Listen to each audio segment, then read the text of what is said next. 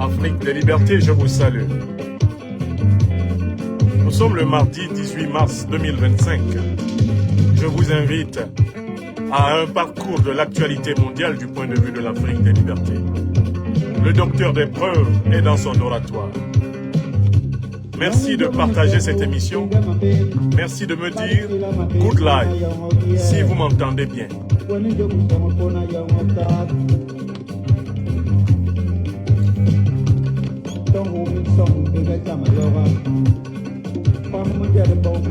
Merci de me dire good live si vous m'entendez bien.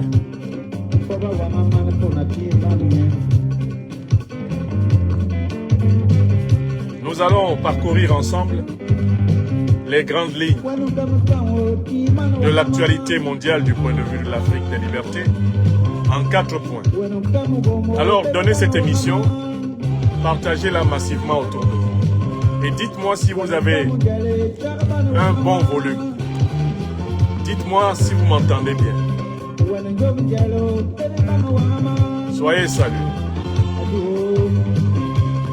Wenu kemujelo chambang wangaman tondero maliga manambe kalwe mama mabitila mapep me oble sambay. L'Afrique est en mouvement. Donnez l'émission à travers le continent natal de l'homme. Donnez-la en Amérique, en Europe, dans les océans. Bienvenue. Iki jam ligwenge. Iki jam ligwenge.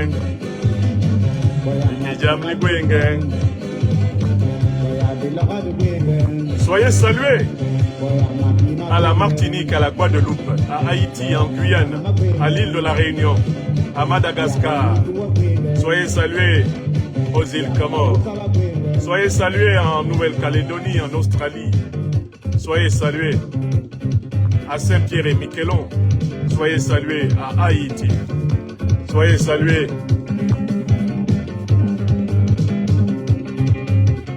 en Amérique du Nord, du Sud. Soyez salués dans toute l'Asie, le Moyen-Orient. Je vous confie cette émission. Donnez-la à notre peuple. Votre serviteur est dans son oratoire.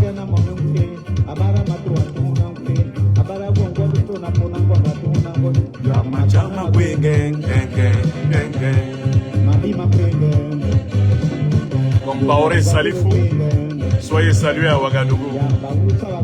Soyez salués à Niamey, soyez salués à Bamako, à Dakar, à Nouakchott, à Abidjan, à Yamoussoukro. Soyez salués à Cotonou, à Porto Novo, à Lomé, à Atakpamé, à Accra, à Lagos, à Abuja, à Ibadan. Soyez salués à N'Djamena. Soyez salués à Bangor. Soyez salués dans le Borkou Enedi Tibesti. Soyez salués à Bangui, à Berberati, à Bois, à Yaloke, à Bossambele, à Bossamtele. Soyez salués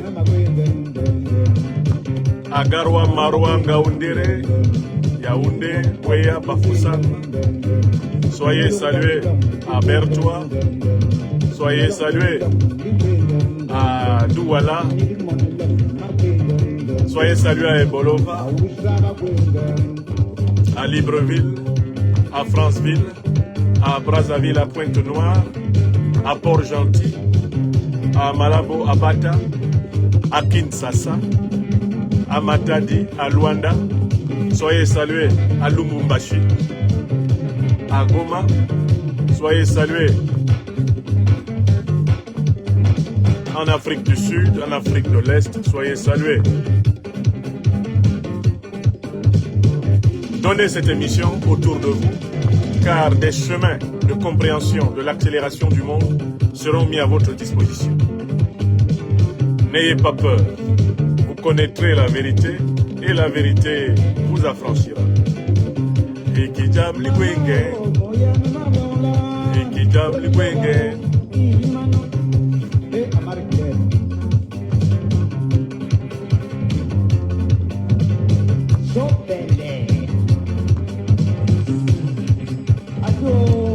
Ligwengen, Hikijam Ligwengen, alors amen Kalwe.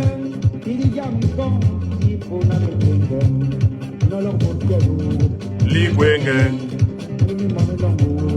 Ligwengen, Ligwengen. Dédicace spéciale aux 3 étoiles polaires de la révolution africaine. Le Mali, le Burkina Faso et le Niger qui montrent à nouveau le chemin à toute l'Afrique. Le chemin de la souveraineté. Gang, gang, gang, gang. Ligwen, gang, gang, gang. Ligwen, gang, gang, gang. Hikijam, ligwen, gang, gang, gang. Avez-vous donné l'émission dans vos réseaux? Nous commençons dans moins d'1 minute. Double. À double conjoint. Je vous salue à Yabassi. Je vous salue à Sikens. Je vous salue à Agadez. Ligweo, Ligweo, mama. Nye mama Ligwe, gang, gang, gang. Ubiye job. Ligwe, gang, gang, gang. Gang, gang. Ubiye job. Ligwe, gang, gang, gang. I need money long. Ligwe, gang, gang, gang. Ligwe, gang, gang, gang.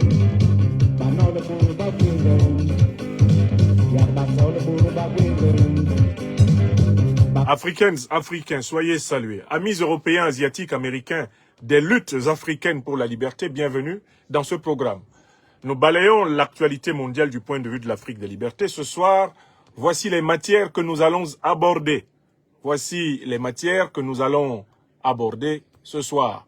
Je vous les énonce, eh bien, de telle façon que nul n'en ignore. Alors, nous allons commencer par aborder la question suivante. Nous allons commencer par aborder la question suivante. Très bien.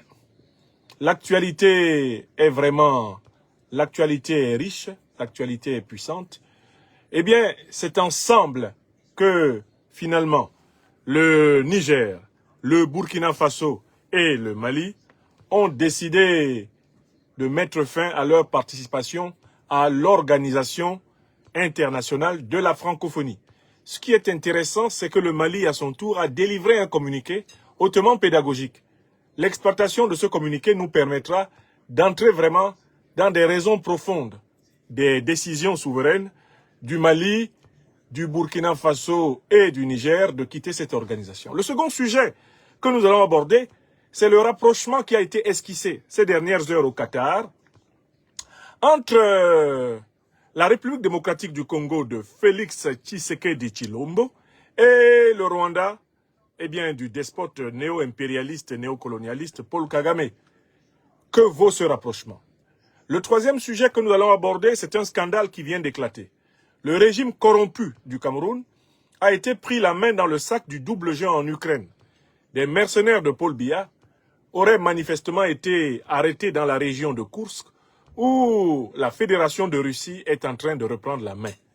Ceci pose la question, eh bien, de la duplicité du régime camerounais, un régime moribond, un régime corrompu, un régime indigne de la moindre, eh bien, qualification de panafricanisme authentique, au regard, précisément, de cet abonnement au double jeu.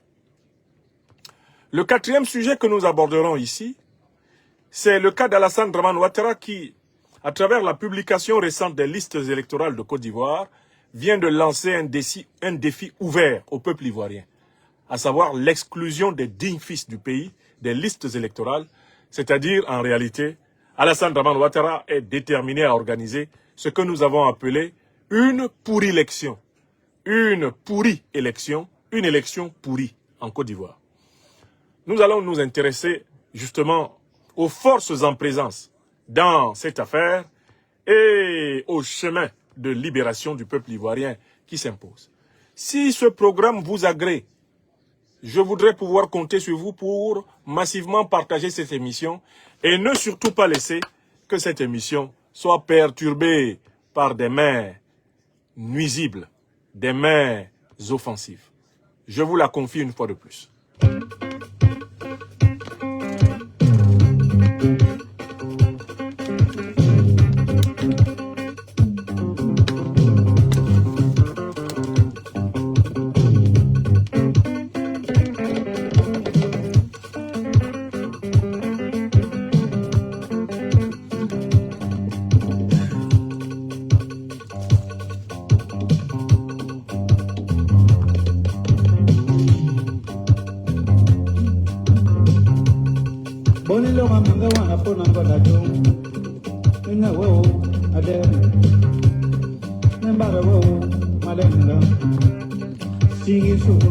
Ça y est, c'est fait.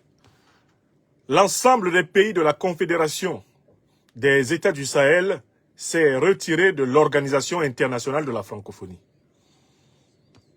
Après le Niger, le Burkina Faso, aujourd'hui c'est le tour du Mali, dans une véritable contre-péterie organisée, d'indiquer qu'il ne fait plus partie de la grande organisation d'influence culturelle,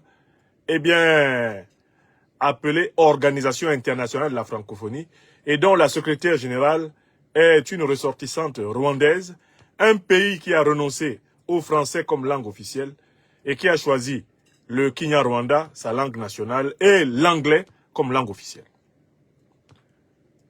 Le Mali, au moment d'annoncer sa décision, à la suite de ses alliés, du Burkina Faso et du Niger, le Mali a clarifié pour la gouverne de l'opinion nationale et internationale les raisons essentielles de sa décision.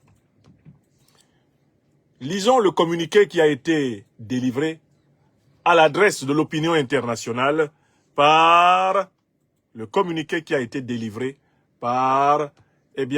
secrétariat général du ministère malien des Affaires étrangères. C'est un communiqué hautement pédagogique et qui mérite d'être exploré comme tel. Que dit ce communiqué? Je suis en train de l'afficher puisque nous allons patiemment le commenter, le communiqué malien. Ministère des Affaires étrangères et de la coopération internationale de la République du Mali, secrétariat général. Koulouba, le 18 mars 2025. Numéro 000010 MAEC.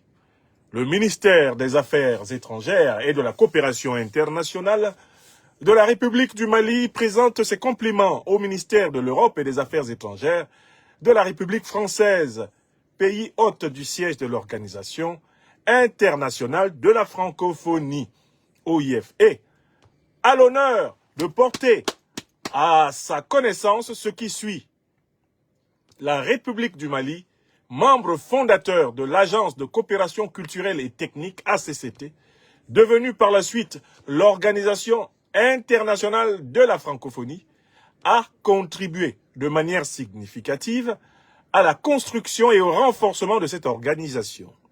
Le Mali a, à maintes occasions, démontré son attachement aux valeurs et idéaux promus par la francophonie.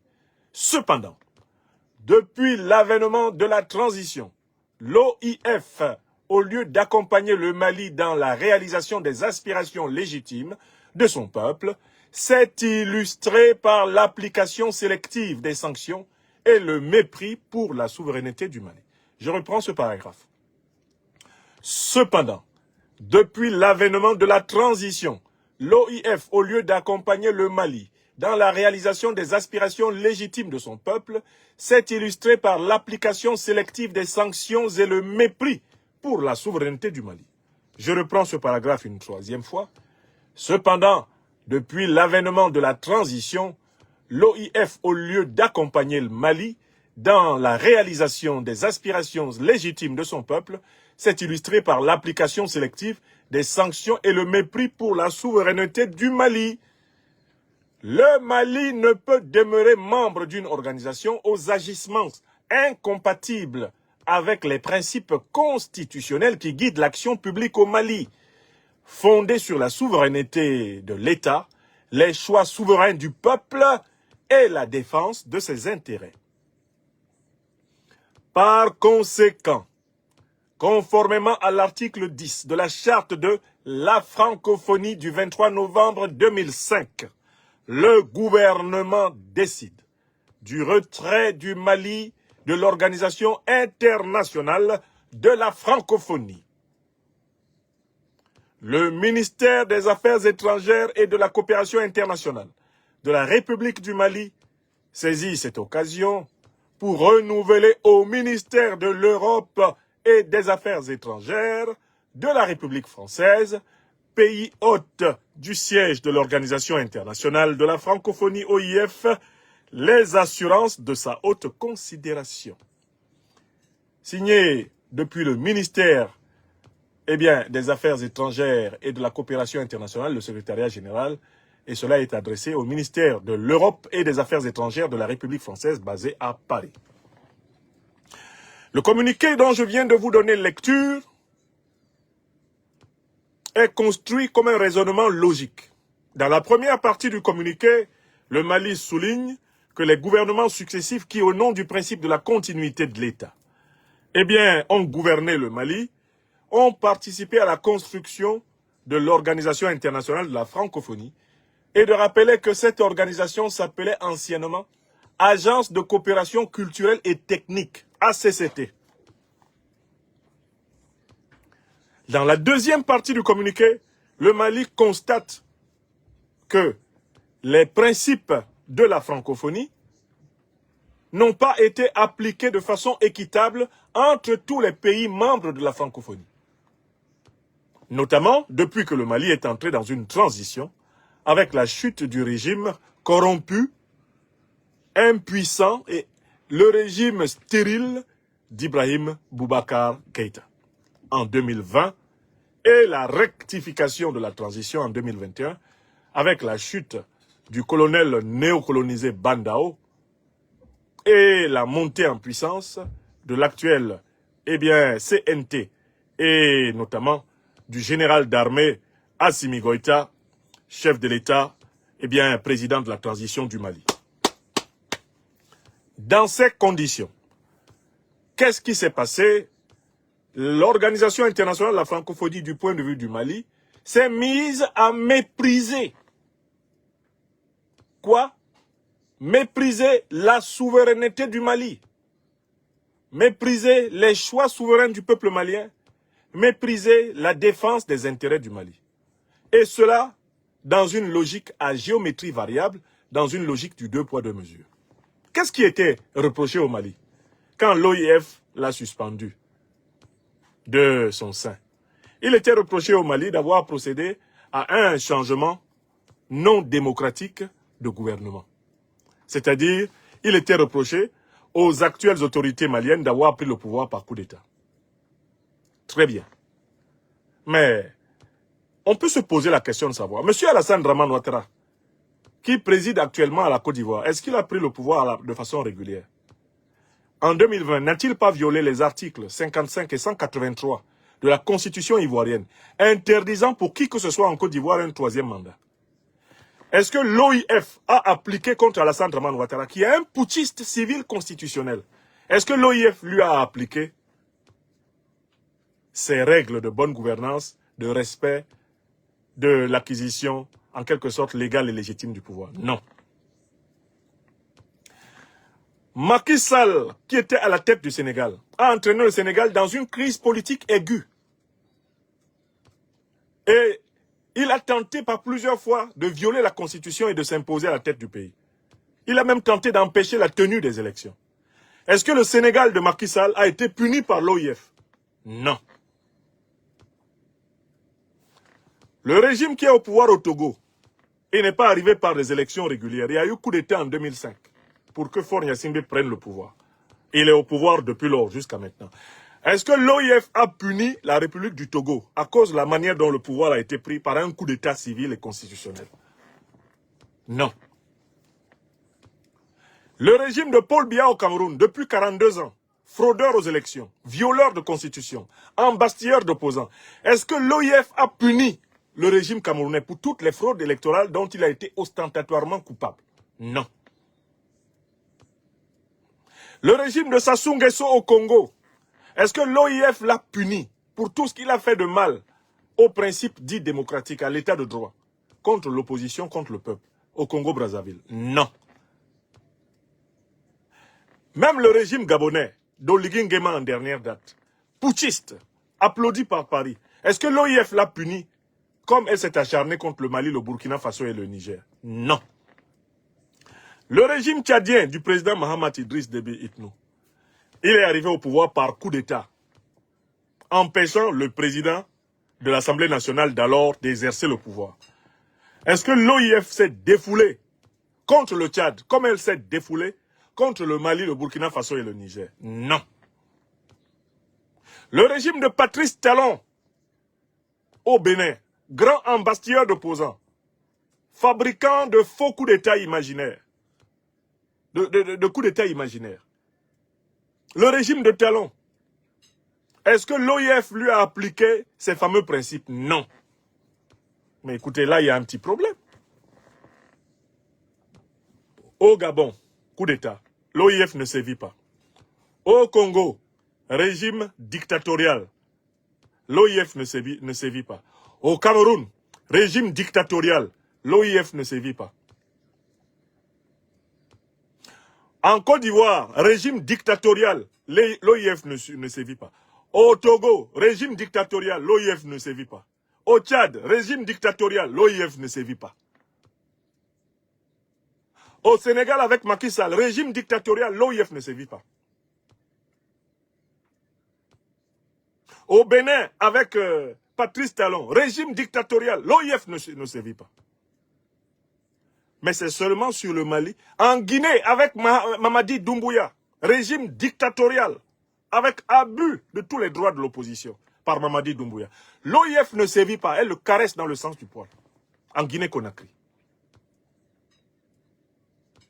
Mais dites-moi très clairement, d'où vient-il que l'OIF se soit acharné spécialement contre le Mali, le Burkina Faso et le Niger?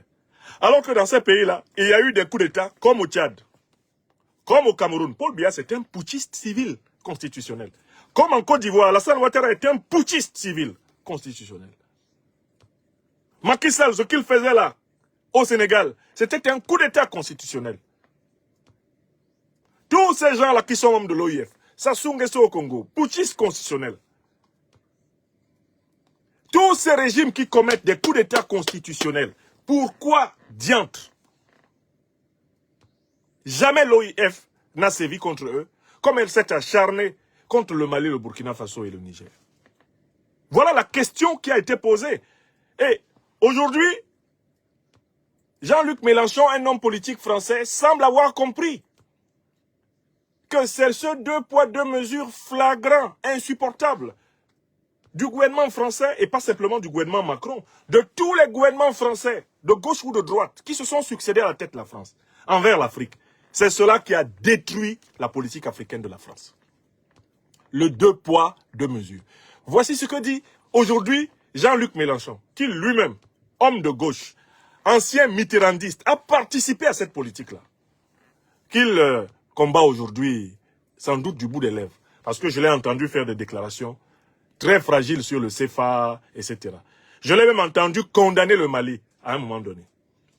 Mélenchon à l'Assemblée nationale, quand le Mali s'est mis à se plaindre de l'ONU et a demandé à l'armée française de se retirer, Mélenchon fait partie de ceux qui ont grondé le Mali et qui ont contribué à entretenir cette animosité contre le régime malien parce que celui-ci revendiquait la véritable souveraineté. Mais le voici de retour dans la réalité et qui chante un chant, eh bien, qui est connu. Un chant qui est connu chez nous en Afrique. Mélenchon dit chagrin. Ce sont les mots de Mélenchon sur sa page X. Chagrin. La France paye cher les errements de la Macronie en Afrique. Le Niger, le Burkina Faso et le Mali ont quitté ces dernières 48 heures l'Organisation internationale de la francophonie. Mais celle-ci reste présidée par une Rwandaise anglophone, ancienne ministre du dictateur Paul Kagame, envahisseur de la République démocratique du Congo. Voilà les mots de Mélenchon. Lui, il fait porter toute la responsabilité à Emmanuel Macron. Mais est-ce que François Hollande a mené une autre politique? François Hollande, c'est la France-Afrique. J'étais au Parti socialiste français. quand Hollande a écrit à la proposition 58 de son projet de société qu'il allait mettre un terme à la France-Afrique, reconnaissant que la mafia continuait. Quand il a pris le pouvoir, est-ce qu'il y a mis un terme? Non. L'occupation militaire de la France en Afrique a continué. La domination monétaire à travers le CFA a continué. Le soutien à géométrie variable à des régimes corrompus, en même temps que la prédication démocratique, bonne gouvernance, droits de l'homme, a continué. Sous Hollande, on a continué à vouloir soumettre les Africains aux oukases culturels de la francophonie. Oui ou non, sous Hollande? Sous Sarkozy, l'homme qui a décrété que les Africains n'étaient pas entrés dans l'histoire, est-ce que c'était meilleur? Sous Chirac, l'homme qui a essayé d'attribuer aux Africains la spécificité de sentir mauvais, est-ce que c'était meilleur? Chirac, celui qui a détruit l'aviation ivoirienne, avec son ministre des Affaires étrangères, Dominique de Villepin, qui fait semblant de s'être converti maintenant aux grandes vertus de la paix internationale. Est-ce qu'avec Chirac, c'était meilleur? Bon, avec Mitterrand,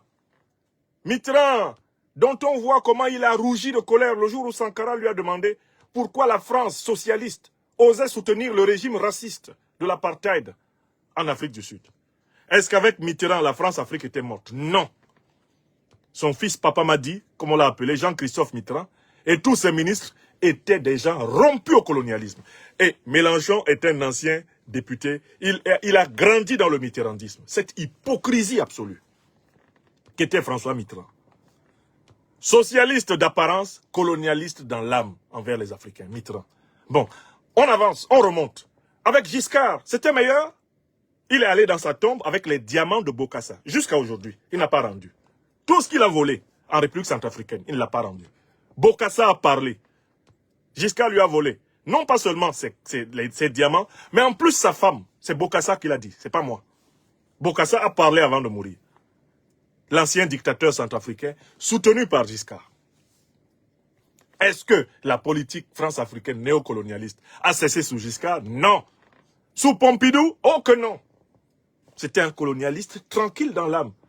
Et quant à De Gaulle qui a mis en place la pseudo-décolonisation de l'Afrique d'expression française, avec son homme de main Focard, est-ce que lui, l'Afrique peut se tourner vers lui et dire « De Gaulle a contribué à notre libération ». Oh que non, c'est lui qui a organisé la mafia. Il faut lire le grand livre de référence de François-Xavier Verschave, « La France-Afrique, le plus long scandale de la République française ». La France-Afrique, le plus long scandale de la République française. Ce scandale continue à l'instant où je vous parle, puisque on tente de maintenir à tout prix une présence militaire, si ce n'est officielle, du moins officieuse, de la France en Afrique. On tente de sauver le CFA en créant des pseudo-CFA, comme l'ECO, qui n'est rien d'autre que le franc CFA déguisé. On tente de sauver des régimes corrompus, uniquement parce qu'ils font les 4 volontés de Paris. On veut absolument continuer à nous imposer une organisation internationale de la francophonie, dont la vocation est en fait le contrôle des idées, la police des idées, le contrôle mental des Africains, ce que les Maliens, les Burkinabés et les Nigériens ont clairement refusé. Donc, c'est ce 2 poids, 2 mesures flagrants qui est à l'origine de l'effondrement, non pas seulement de la politique macronienne. Macron n'est pas le seul responsable de l'effondrement de la France en Afrique. L'effondrement de la France en Afrique est à l'origine la conséquence de la pseudo-décolonisation de l'Afrique par la France. C'est l'invention de la France-Afrique. C'est la guerre de répression pour éliminer les leaders indépendantistes, souverainistes africains authentiques qui est à l'origine de l'effondrement français. C'est parce que les bases de la coopération franco-africaine ont été faussées par De Gaulle et Focard, qui ont truqué les dés avant d'organiser le jeu. Les dés étaient truqués, ils étaient pipés d'avance. Vous ne pouvez pas maintenir 15 pays sous occupation militaire, sous domination monétaire.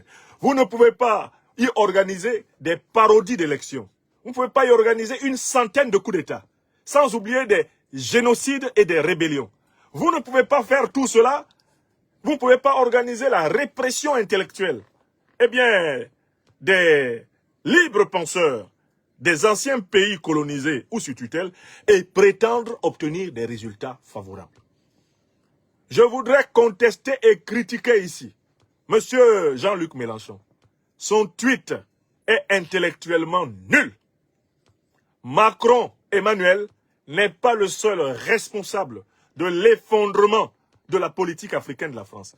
Toute la classe politique de gouvernement français, toute la classe politique de gouvernement française est responsable de l'échec de la politique africaine de la France. Il n'y a pas dans cette affaire à enfoncer les uns et à privilégier les autres. Tous ceux qui ont gouverné la France, de De Gaulle à Macron, sont responsables de cet échec. Macron est simplement un accélérateur par inexpérience, par excès de condescendance, de paternalisme, de suffisance. Il est venu parachever une autodestruction qui était inévitable. Cette politique de coopération internationale franco-africaine avait été construite sur un château de sable. Elle avait été construite sur des fondations viciées. Elle ne pouvait pas survivre. Je refuse et je récuse donc l'explication mélenchonienne de l'effondrement français en Afrique. Certes, M. Macron est vraiment responsable de l'accélération de ce déclin. Mais on ne peut pas lui faire porter le chapeau de la France-Afrique. Quand la France-Afrique naissait, Emmanuel Macron n'était pas encore né. Il est venu, il l'a trouvé. Hollande la lui a transmise. Et il s'est efforcé de la gérer du mieux qu'il pouvait. On ne peut pas demander à un manchot de prendre son courage à deux mains. S'il n'était pas expert dans les matières france-africaines, mais c'est en raison de son histoire de vie. Il est né en 77-78. 5 ans après nous autres. Quelle expérience de l'Afrique a-t-il? Quelle connaissance historique de l'Afrique a-t-il pris la peine d'avoir avant de devenir président de la République française? Presque rien. Mais ses prédécesseurs, Hollande, Chirac, Hollande, Sarkozy, Chirac, Giscard, Pompidou, De Gaulle et les présidents des 4e, 3e, 2e, 1er République, tout ce monde est responsable de l'effondrement de la France en Afrique. Le Mali, le Burkina Faso et le Niger posent carte sur table. Ce sont des pays qui expliquent leurs décisions à leur peuple. Ce sont des pays qui expliquent leurs décisions à l'opinion internationale. Toutes les Africaines et tous les Africains qui font l'effort de s'informer dans le monde entier savent pourquoi le Mali, le Burkina Faso et le Niger se retirent de cette organisation. Parce que nous avons tous vu cette organisation faire du 2 poids 2 mesures de façon flagrante contre les seuls régimes que les Africains aiment le plus. Parce que ces régimes s'efforcent de servir les aspirations profondes de notre peuple. C'est sur eux que la francophonie s'est rabattue à bras raccourcis. On a manipulé la CEDEAO pour attaquer le Mali, le Burkina et le Niger. On a manipulé l'Union africaine pour attaquer le Mali, le Burkina et le Niger. On a manipulé l'Organisation des Nations Unies pour attaquer le Mali, le Burkina et le Niger. On a voulu manipuler toutes les organisations internationales. Uniquement parce que dans ces 3 pays, enfin reprenait racine la revendication fondamentale des Africains depuis plus de 600 ans. La souveraineté. L'Afrique aux Africains. Donc ce soir, je voudrais saluer une fois de plus les peuples et les dirigeants du Mali, du Burkina Faso et du Niger qui montrent le chemin. Et je voudrais observer maintenant que tous les autres présidents là, des pays qui disent qu'ils sont devenus panafricanistes et qui veulent devenir panafricanistes, bon, ils ont commencé à imiter le Mali, le Burkina et le Niger en matière de retrait des troupes néocolonialistes de leur sol. C'est le cas du Tchad. C'est le cas du Sénégal. Mais qu'ils continuent. Parce que cette organisation fait partie du dispositif de la domination. Le Tchad est donc attendu à la suite. Le Sénégal est donc attendu à la suite. Le Cameroun de Paul Biya, où on tambourine les oreilles des gens sur Afrique Média en disant que ce type-là serait devenu subitement panafricaniste. Mais on l'attend pour se retirer de l'OIF. On l'attend. Tous ceux qui disent là qu'ils sont panafricanistes, c'est maintenant.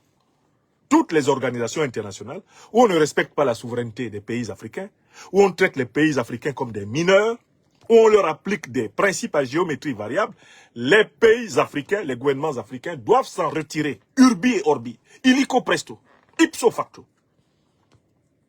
Toute organisation internationale où un pays africain est traité comme un mineur, est traité comme un moins que rien, est ballotté par des gens qui appliquent de façon contradictoire les principes et les règles, les gouvernements africains, les pays africains concernés ont la responsabilité de s'en retirer. La preuve que cela est possible a été donnée par le Mali, le Burkina Faso et le Niger. Donc tous ceux qui disent qu'ils sont vraiment souverainistes, il n'y a pas un pays africain qui n'ait pas subi ce que le Mali, le Burkina et le Niger ont subi dans cette OIF. Je vous ai raconté hier que j'avais vécu l'une des crises les plus importantes de l'OIF, notamment à l'intérieur de l'Assemblée parlementaire de la francophonie, APF. La fraude antidémocratique à l'intérieur de l'Assemblée parlementaire de la francophonie, pour satisfaire les caprices de chefs d'État, qui sont des affidés de l'Élysée, on piétine les règles. On ne respecte pas les textes de ces organisations, parce qu'on veut faire plaisir à des satrapes. Comment les autres pays qui ce soir sont encore dans cette affaire, comment peuvent-ils prétendre être panafricanistes en y demeurant? Le Mali, le Burkina Faso et le Niger mettent les pays africains face à leurs responsabilités.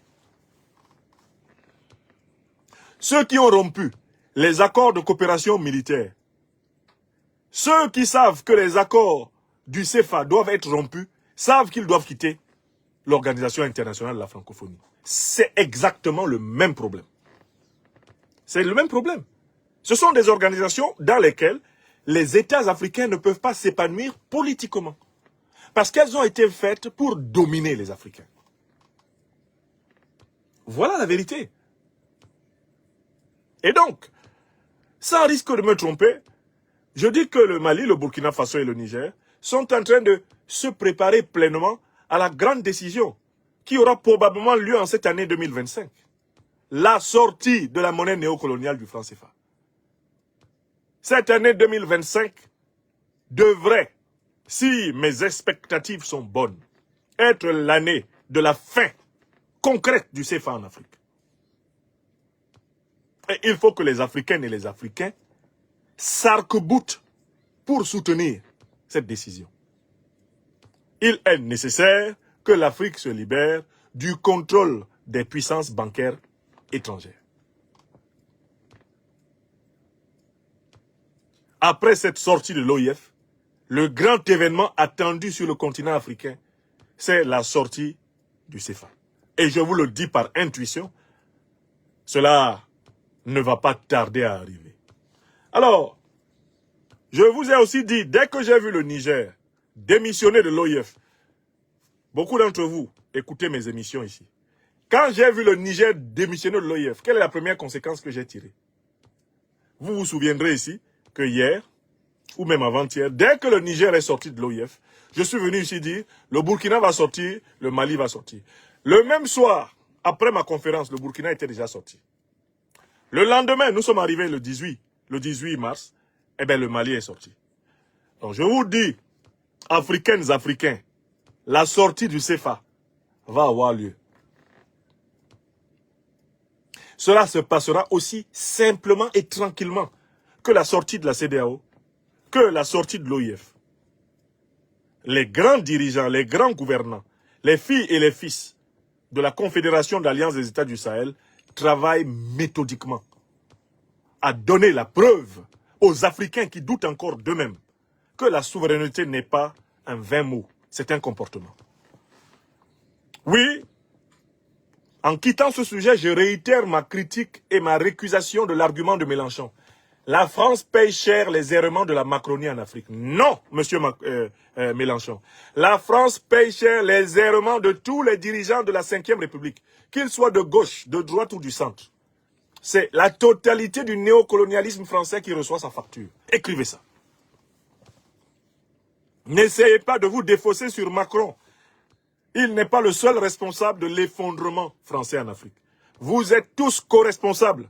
Mélenchon, Le Pen, Macron, Hollande, Sarkozy, Villepin, Tous ceux qui sont là, les hommes politiques français de premier plan, là, Valls, vous êtes tous responsables de cette situation.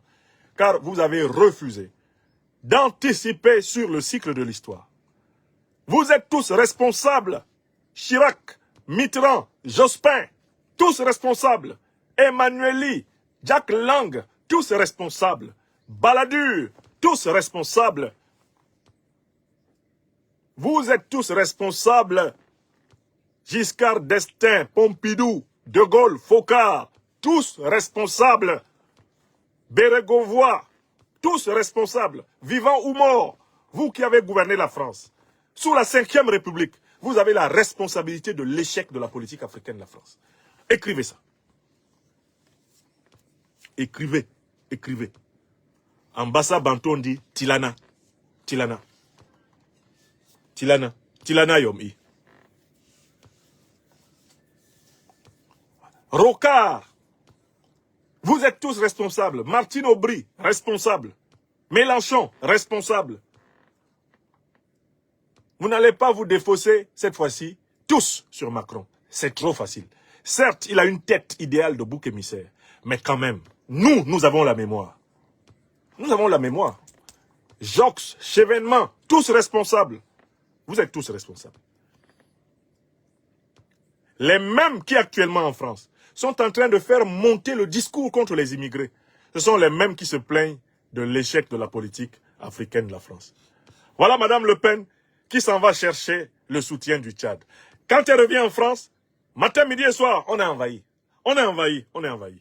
Mais vous avez beau être envahi, Madame Le Pen, vous avez quand même besoin d'un avion tchadien pour redorer votre blason qui est terni par les affaires qui vous attendent ici en France. Voilà des gens qui ne tirent pas les conséquences de la nécessité de respecter les Africains. Madame est très heureuse que le président tchadien la reçoive comme une chef d'État. Ok. Mais elle va revenir en France et elle va recommencer à chanter dans nos oreilles. Ah, les Arabes. Ah, les Noirs. Ah, les immigrés. Ah, les allocations familiales. Ah, ceci, cela. Madame Le Pen, vous ne voyez pas la contradiction de votre affaire? Vous avez besoin de l'Afrique, mais vous n'avez pas besoin des Africains. Les gens aiment l'argent des gens, mais ils n'aiment pas les gens. Tout le monde est responsable. Il n'y a pas que Macron. Ne mentez pas sur lui. Selon la belle formule africaine, il ne faut pas mentir sur lui. Il est co-responsable. Macron. Mais vous tous, Bayrou, responsable, spécialiste de la langue de bois, hypocrite notoire dans le terrain politique. Tous responsables. Bayrou, Valls, tous ces gens que vous voyez là, ce sont des spécialistes de l'hypocrisie envers l'Afrique. Et il faut le leur dire en face. Il faut le leur dire en face. Oh, on a un problème. Nous sommes menacés du grand remplacement. Bon, vous êtes menacés du grand remplacement, mais vous avez besoin de l'uranium africain pour éclairer la France. Soyons logiques. Soyons logiques. Soit vous avez besoin de l'Afrique, soit vous n'avez pas besoin de l'Afrique. Si vous avez besoin de l'Afrique, changez de langage. Quand tu as ta main dans la bouche de quelqu'un, tu ne le grondes pas. Vous n'avez pas d'uranium. On n'a pas d'uranium ici en France. On n'a pas d'or ici en France. On n'a pas de manganèse. On n'a pas de lithium. On n'a pas de coltan. On n'a pas de cobalt. On n'a pas de matières premières. On n'a même pas de pétrole. On n'a pas de gaz. Mais comment peut-on parler aux Africains avec condescendance et mépris? Comment peut-on leur parler avec arrogance? Alors qu'on devrait changer de disque et humblement accepter de réparer les crimes de guerre, les crimes contre l'humanité qui ont été commis. Accepter de purger les douleurs, les souffrances, les tragédies, les génocides, les exterminations qui sont là, tapis dans l'histoire et qui bloquent la relation. Au lieu d'affronter cela, on cherche à se défausser maintenant sur Macron. La France paye cher les errements de la Macronie. Mais Mélenchon a oublié ce que lui, il a dit contre le Mali, quand le Mali a juste demandé à l'armée française, allez chez vous. Il a oublié ce qu'il a dit. Mais on a la vidéo. Comment est-ce qu'il a traité le Mali à l'Assemblée nationale? Le mépris avec lequel il a parlé de la décision malienne. Il a oublié. Allez voir Mitterrand en train de menacer Sankara. Parce que Sankara lui dit, c'est pas normal que la France se souille en soutenant le régime de Peter Botta, de Pic Botta, qui massacre les Africains en Afrique du Sud. Regardez la tête que faisait Mitterrand quand il a regardé Sankara. Et il s'est levé pour dire que Sankara avait passé les bornes. Oui, Mitterrand lui a dit ça en face. Et qu'il a passé les bornes. Il n'a pas passé l'année. Après avoir dit ça, il n'a pas passé l'année, Sankara. Donc, pour quelqu'un qui a la conscience et la mémoire historique de la politique africaine de la France, et je vous renvoie ici à un paragraphe particulier de mon livre de 2014, Critique de la tragédie camerounaise. Il y a une partie consacrée à la politique africaine de la France. Ce n'est pas d'aujourd'hui que nous avons documenté cette question. Il est hors de question qu'on nous fasse croire que c'est sous Macron que la plaie a été formée. C'est faux. Le principe même de la puissance française, c'est l'exploitation asymétrique de l'Afrique. C'est ce principe qu'il faut remettre en cause. Et les Africains n'ont pas le temps d'attendre le bon vouloir de l'élite politique française. Les Africains ont décidé de prendre leur taureau par les cornes. C'est cela, le panafricanisme. Le panafricanisme, c'est l'affirmation de la souveraineté africaine. Urbi et orbi, illico presto. Et puis on ajoute alea jacta est. Les dés sont jetés. Les Africains n'attendront plus personne pour prendre ce qui est à eux, pour vivre leur vie. Car les enfants du bon Dieu ne sont pas des canards sauvages. Les enfants du bon Dieu ne sont pas des canards sauvages. Écrivez ça. C'est tout.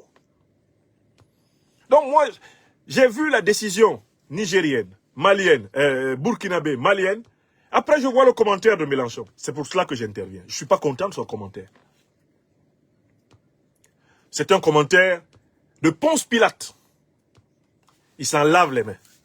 Je vous rappelle que Mélenchon, c'est quelqu'un, celui pour qui moi, en tant que citoyen français, j'ai voté régulièrement. Hein. Ouais, je le critique comme ça, mais il fait partie des moindres mots, hein, ici en France. Je le critique, hein, mais c'est le candidat pour lequel moi, je suis allé voter en tant que citoyen français. En 2017, j'ai voté pour lui au premier tour. Comme il n'est pas passé au second tour, je suis resté chez moi. En 2022, j'ai voté pour Mélenchon, là, tout en le critiquant. Je suis comme ça.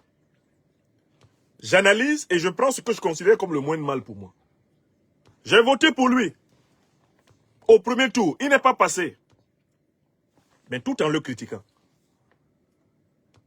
Par exemple, quand il préparait son élection de 2022, avec des amis socialistes d'origine africaine comme moi, nous avons tenté de le rencontrer pour lui demander de porter comme un étendard la suppression du franc CFA et le retrait des bases militaires africaines françaises d'Afrique.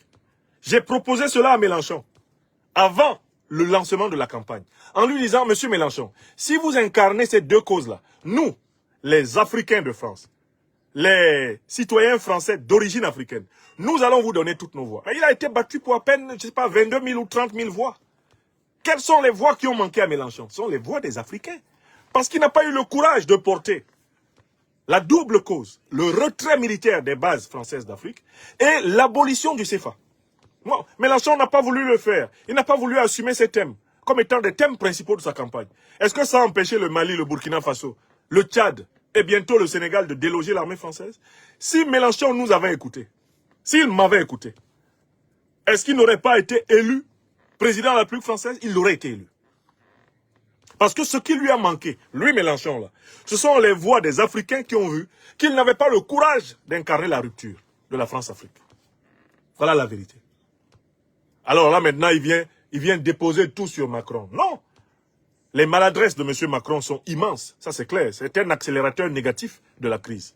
Il n'y a aucun doute là-dessus. Mais Macron n'a rien créé. Il a tout aggravé, mais il n'a rien créé. Il n'a rien créé. Ce n'est pas lui qui a créé le CFA.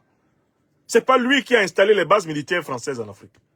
Ce n'est pas Macron qui a installé la tradition de l'élimination des leaders indépendantistes africains, du massacre des Africains, des crimes de guerre. Il a trouvé tout ça. Il l'a trouvé. Et il a continué du mieux qu'il pouvait dans l'intérêt bien compris du système france-africain. Voilà la vérité. Et il faut qu'on le dise. Que personne ne prenne les propos de M. Mélenchon comme une référence. Il essaye de biaiser l'histoire, de noyer le poisson. Ils sont co-responsables de la situation de la politique africaine de la France. Droite, gauche, centre compris, tous co-responsables. Même les communistes qui étaient au gouvernement, les Verts qui étaient au gouvernement, avec Mitterrand, etc., avec Jospin, Ils sont responsables. Ils ne sont jamais allés au bout. Donc maintenant, M. Mélenchon nous dit qu'il ressent un chagrin. Ce sont ses mots. Hein. Il dit chagrin. La France paye cher les errements de la Macronie en Afrique. Je dis à M. Mélenchon, nous en Afrique, nous connaissons la chanson que vous chantez actuellement. La chanson du Goumen-Goumen. Elle a une formule en congolais. Et elle dit, Kasongo yeye, mobali nanga, Kasongo mbona weo, songa libala, umbo yeye, Kasongo mbona weo, mobali nanga. Mélenchon dit qu'il est dans le chagrin. Il est dans le Goumen-Goumen, mais nous lui disons qu'il est en train de chanter Kasongo yeye, mobali nangai, Kasongo mbona weo, songa libala, umbo yeye, Kasongo mbona weo, mobali nangai. Et il n'est pas le premier qui va chanter. Hein.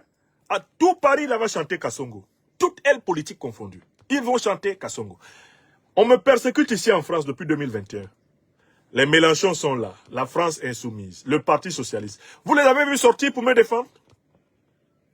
Pourtant, on me persécute ici en France parce que je dis enlevez les bases militaires. Supprimez le franc CFA. Arrêtez de soutenir les dictatures en Afrique. C'est pour ça qu'on me persécute. Hein. Arrêtez la répression culturelle contre les Africains. On me persécute comme ça. Vous avez vu Mélenchon la monter pour dire à Macron, mais laissez cet enseignant, laissez ce professeur tranquille, laissez cet intellectuel, laissez cet écrivain tranquille. Il a dit ça où? Parce qu'il considère que nous, les Africains de France, qui avons pris fait et cause pour l'émancipation totale de l'Afrique, ils nous considèrent comme des traîtres. Ils nous traitent, sans le dire, comme des traîtres à la France. Alors que le meilleur service qu'un citoyen français d'origine africaine puisse rendre à la France, c'est de l'aider à rétablir de véritables relations humaines avec l'Afrique. Nous, les citoyens français d'origine africaine, nous devrions être la chance de la France.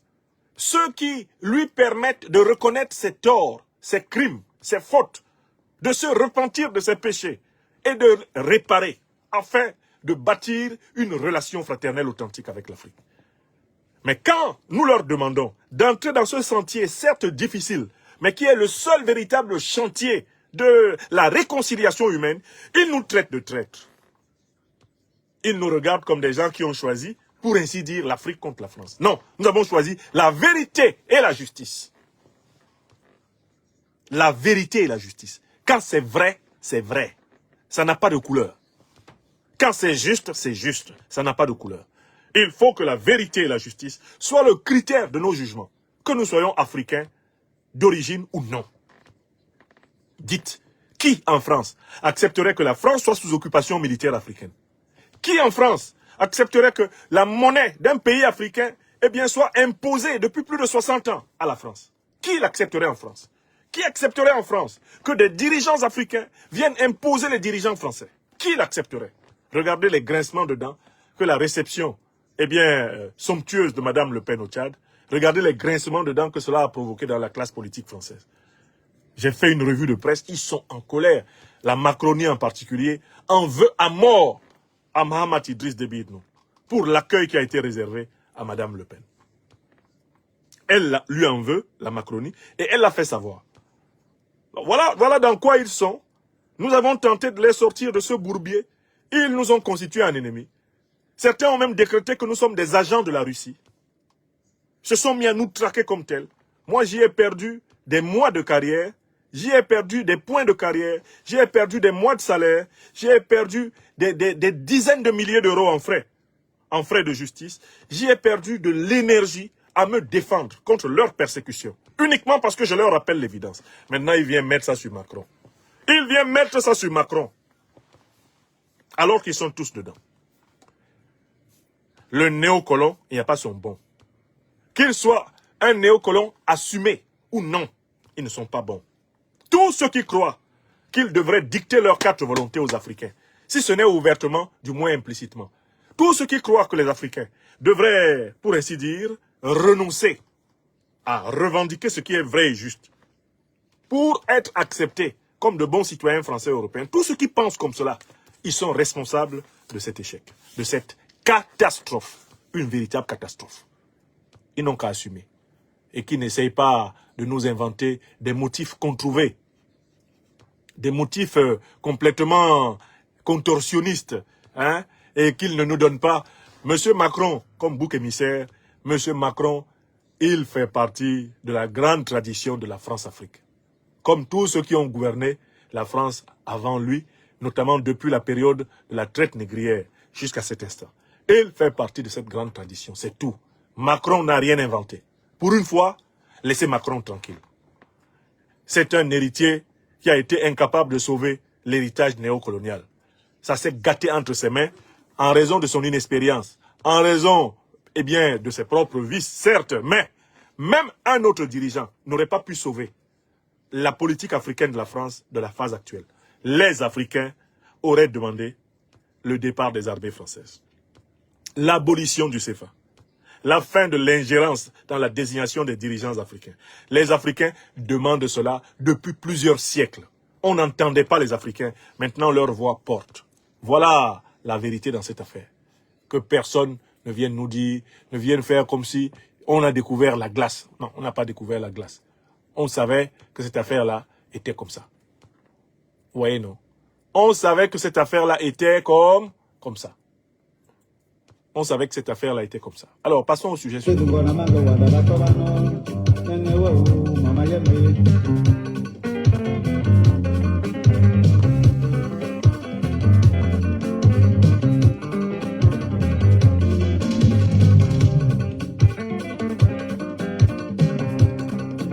J'espère que vous continuez à partager cette émission. Je me réjouis, vous êtes plus de 5000 rassemblés sur YouTube. Vous êtes probablement maintenant des dizaines de milliers rassemblés sur TikTok. Vous êtes près de 1000 rassemblés sur Facebook. Ça s'annonce très intéressant ce programme. Je vois que vous le plébiscitez et que vous avez pensé à le partager. Merci à celles et ceux qui continuent à prendre des abonnements spéciaux pour nous soutenir dans ce ministère de la vérité et justice. Merci infiniment. Merci à ceux qui partagent cette émission. Merci à ceux qui ont pensé à passer la commande de leur livre. Le livre phare, L'impérial terrorisme, qui est disponible maintenant, qui est disponible actuellement à travers Amazon, partout sur la terre.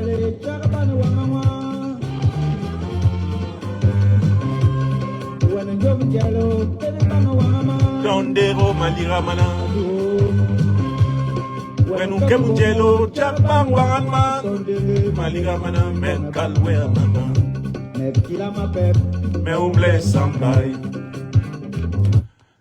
Très bien. Le second sujet que je voudrais aborder ici aujourd'hui, c'est que vaut le rapprochement entre Félix Tshisekedi Tshilombo, président de la République démocratique du Congo, et Paul Kagame, président du Rwanda.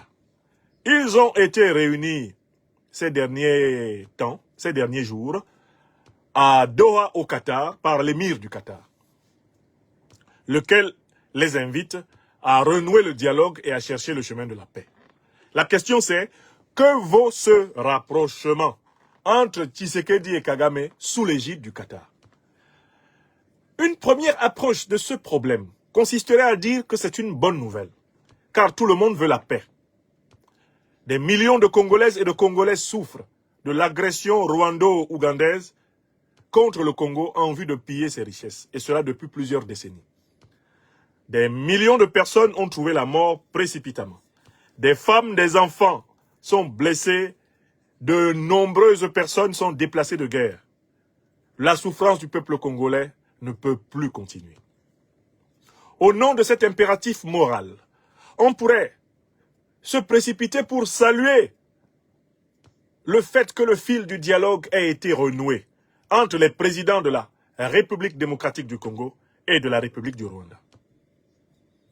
On se presserait même jusqu'à féliciter l'émir du Qatar pour avoir rapproché les deux dirigeants qui, après tout, sont des frères africains. Mais j'interviens ce soir pour vous dire que tous ceux qui pensent que ce rapprochement entre Kagame et Tshisekedi sous la responsabilité du Qatar, est porteur d'une paix durable pour le peuple congolais, tous ceux qui le pensent se trompent. Et je vais démontrer que ce rapprochement n'apportera pas la paix au Congo. Écoutez bien mes arguments. Premier argument. Le Qatar est l'un des responsables de la déstabilisation de l'Afrique contemporaine à travers le financement d'Al-Qaïda et de l'État islamique. Je recommence. Le Qatar est l'un des responsables de la déstabilisation, de la destruction de l'Afrique contemporaine à travers le financement et l'armement que le Qatar assure aux organisations terroristes Al-Qaïda et l'État islamique. C'est un fait scientifique qui est documenté, entre autres, par les documents déclassifiés des États-Unis d'Amérique. Personne ne peut le contester aujourd'hui, puisque les États-Unis ont avoué cette alliance. Pourquoi le Qatar finance-t-il Al-Qaïda et l'État islamique? Mais parce que le Qatar veut rester dominant dans le marché mondial des hydrocarbures et ne voit pas d'un bon œil l'émergence d'une Afrique puissante dans le terrain, de l'énergie, dans le terrain du pétrole et du gaz. Il faut que l'Afrique soit faible pour que le Moyen-Orient continue à dominer l'OPEP, l'organisation des pays exportateurs de pétrole. Voilà pourquoi le Qatar a régulièrement participé, notamment depuis 2010-2011, à des opérations de déstabilisation du continent africain. Je vous invite à écrire ça. C'est un point fondamental de la politique internationale du Qatar, la fragilisation de l'Afrique et la duplicité envers l'Afrique. D'un côté, une politique commerciale, entrepreneuriale, une propagande charmante d'un Qatar qui, à travers sa compagnie aérienne, à travers ses hommes d'affaires, à travers ses fonds d'investissement, un Qatar qui veut participer au soft power économique en Afrique. Ça, c'est la face visible du Qatar. Un peu comme le PSG à Paris est la face visible du Qatar. La face invisible du Qatar, celle qui a été révélée par les documents américains, c'est un pays qui est la base arrière des principales organisations terroristes qui ensanglantent l'Afrique. Un tel pays ne peut pas être un médiateur fiable entre deux pays africains déstabilisés. Vous notez la première raison? Personne ne peut la contester. Parce que même le Qatar assiste impuissant aux révélations américaines. Et plusieurs enquêtes internationales européennes ont établi la responsabilité du Qatar dans l'hébergement des chefs terroristes d'Al-Qaïda et l'État islamique. Nous avons tous vu, par exemple, le soutien que le Qatar a apporté au chef terroriste qui a pris le pouvoir en Syrie. Nous avons tous vu le soutien apporté par le Qatar aux chefs terroristes qui ont repris le pouvoir en Afghanistan et dont la base arrière était Doha au Qatar. C'est au Qatar que les États-Unis et Al-Qaïda se sont entendus pour céder le pouvoir aux talibans qui sont en Afghanistan. Donc c'est un État déstabilisateur. C'est un État qui est un soutien officiel du terrorisme international. Vous allez faire la paix chez des gens qui n'aiment pas la paix, qui cherchent tout le temps à éviter la paix dans le pays des autres. Cette paix-là est suspecte. C'est la première raison. Je donne la deuxième raison pour laquelle je ne crois pas en cette paix. Je ne crois pas en cette paix parce que le Qatar, la République démocratique du Congo et le Rwanda sont trois pays dont les dirigeants sont soumis justement à la haute hiérarchie de l'OTAN, à la haute hiérarchie de l'impérialisme occidental, qui a pour principe diviser pour mieux régner. C'est l'OTAN qui est à l'origine des déstabilisations principielles permettant d'assurer l'hégémonie occidentale sur le monde, comme l'a montré Daniel Ganser dans son livre formidable « Les guerres illégales de l'OTAN ». Or, le régime de Tshisekedi, le régime du prince et de l'émir du Qatar, le régime de Kagame ont tous pour maître les maîtres de l'OTAN. C'est-à-dire le duo anglo-américain et le conglomérat européen. Est-ce que vous êtes d'accord avec moi? Vous avez noté le deuxième argument? Tout ce monde-là, c'est l'OTAN. Or, c'est l'OTAN qui a armé Kagame, qui arme Museveni pour attaquer le Congo. Tout ce monde-là est en association avec l'Union européenne. Or, c'est l'Union européenne qui arme Kagame, qui arme Museveni pour attaquer le Congo. Et Tshisekedi sait que la déstabilisation du Congo est même l'une des conditions pour lui d'être président au Congo. Quand il a été installé à la tête du Congo par arrangement à l'amiable, il lui a été dit d'accepter la fragilité relative du Congo et le fait qu'à travers le Rwanda, l'Union européenne, l'Occident viendrait se servir des richesses congolaises. Cela ferait partie du kit que Tshisekedi devait accepter. Il devait bien sûr faire semblant de dénoncer le Rwanda du bout des lèvres et de l'autre côté accepter la situation. Parce que c'est la condition du pillage du Congo. Chemin faisant, il a eu des émois. Il a eu des pincements au cœur. Il a eu, en quelque sorte, des délires nationalistes. Parce que c'est un Congolais. Et que certains jours, quand il se réveille, il a honte. Il a honte d'avoir pactisé avec les ennemis de son pays. Mais, Tshisekedi qui est là, Kagame qui est là, l'émir du Qatar qui est là, ils ont les mêmes patrons. C'est l'OTAN avec ses alliés européens. Écrivez ça. Donc, ce n'est pas la paix qu'on va avoir là-bas. Ce qu'on va avoir, dans le meilleur des cas, c'est un gentleman agreement entre les mêmes qui pillent le Congo pour le piller ensemble. Je passe donc au troisième argument.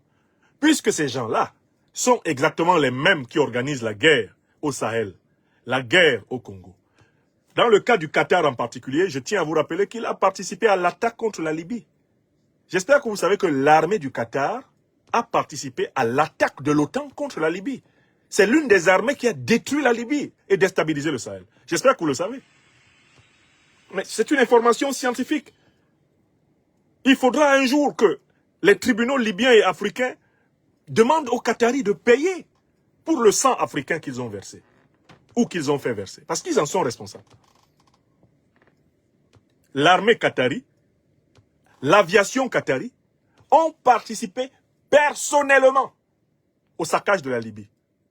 C'est-à-dire, en fait, à la grande campagne d'Al-Qaïda et de l'État islamique, chapeautée par l'OTAN. Le Qatar était dedans. Oui! Donc, passons à la troisième raison. S'il y a un accord entre Kagame et Tshisekedi au Qatar, cet accord sera un accord au détriment du peuple congolais. Cet accord sera un accord de pillage de l'oligarchie Tshisekedi-Kagaméenne, Qatari et occidentale contre le peuple congolais. Si vous avez suivi mon raisonnement. Ils ne peuvent s'entendre que contre le peuple congolais. Parce qu'il n'y a pas une seule de ces puissances-là qui considère les intérêts du peuple congolais comme premier. Le Qatar ne défendra jamais les intérêts du peuple congolais. Les puissances de l'OTAN, de l'Union européenne, ne défendront jamais le peuple congolais. D'accord? Le régime de Kagame ne défendra jamais le peuple congolais. Le régime de Museveni ne défendra jamais le peuple congolais. Et comme Tshisekedi est dépendant de l'OTAN, comme il est dépendant de l'Union européenne, comme il est dépendant de l'hégémonisme occidental, Tshisekedi est inapte à défendre le peuple congolais. Parce que ce n'est pas un patriote panafricaniste révolutionnaire. Écrivez ça. Tout accord entre eux est un accord oligarchique contre le peuple congolais. Voilà la troisième raison. Bon, la quatrième raison, c'est la situation sur le terrain.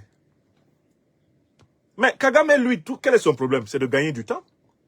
C'est lui qui, avec l'argent que les Européens lui donnent, les Américains, les Britanniques lui donnent, c'est lui qui entretient la guerre au Congo, n'est-ce pas?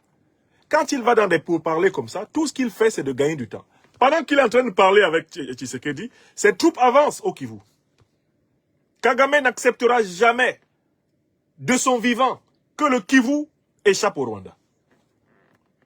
J'espère que vous avez bien compris que Kagame est déterminé à ce que le Rwanda exploite par tous les moyens possibles le Kivu. Ils se sont même mis à inventer un narratif complètement farfelu, selon lequel l'actuelle région du Kivu, en République démocratique du Congo, aurait appartenu à un ancien royaume rwandais. Certains de leurs meilleurs menteurs et mythomanes sur les réseaux sociaux racontent cela. Qu'il fut un temps où ce Kivu était rwandais. Oui! Donc le monsieur qu'on appelle Kagame là, il est comme un morceau de bois mort. Vous ne pouvez pas le plonger dans l'eau en croyant qu'il va devenir un crocodile. Jamais cela ne va arriver.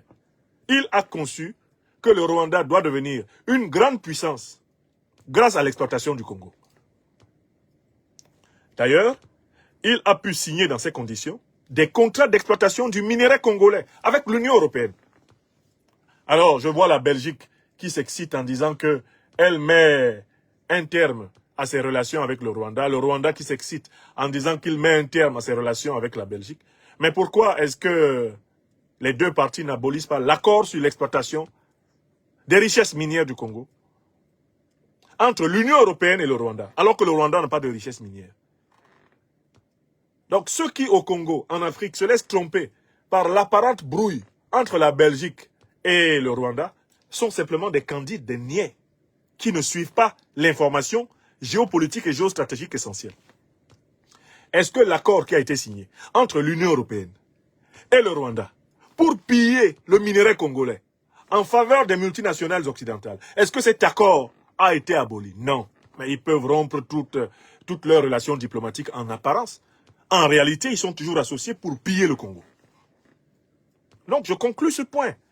Je vois d'un très mauvais œil le fait que l'émir du Qatar se mêle de faire la paix en Afrique. Car la devise de l'émir du Qatar, du régime qatari, c'est la paix, on peut l'éviter. C'est la même que celle de l'OTAN, la même que celle de l'Union européenne, la même que celle de la France-Afrique en Afrique. Ces gens-là ne veulent pas d'une Afrique en paix. Une Afrique en paix, c'est un réseau de grandes puissances économiques et militaires. Ils n'en veulent pas. Voilà pourquoi ils fomentent partout des guerres. Voilà pourquoi ils ont créé Al-Qaïda et l'État islamique. Pour maintenir tout le sous-continent africain en situation de fragilité. Et imposer la présence de leurs bases militaires, imposer la présence de leurs unités monétaires, imposer leur hégémonie dans les organisations internationales, imposer leur hégémonie à travers les offices de la dette, le FMI, la Banque mondiale, les clubs de Paris, etc., leurs banques. La fragilité de l'Afrique est une variable d'ajustement absolument nécessaire pour le Moyen-Orient et pour l'Occident. Le Moyen-Orient et l'Occident ne veulent pas d'une Afrique forte, car une Afrique forte signifie l'amenuisement de leur puissance, la relativisation de leur puissance, la réduction de la voilure de leur puissance. Voilà pourquoi l'Occident, de très longue date, entretient avec l'Afrique une politique de duplicité qui consiste à proclamer des principes généreux d'un côté et de l'autre côté à mener des politiques de déstabilisation. Le Qatar, l'Arabie Saoudite, l'essentiel des monarchies pétrolières du Golfe, auxquelles l'Occident n'a jamais voulu imposer la démocratie.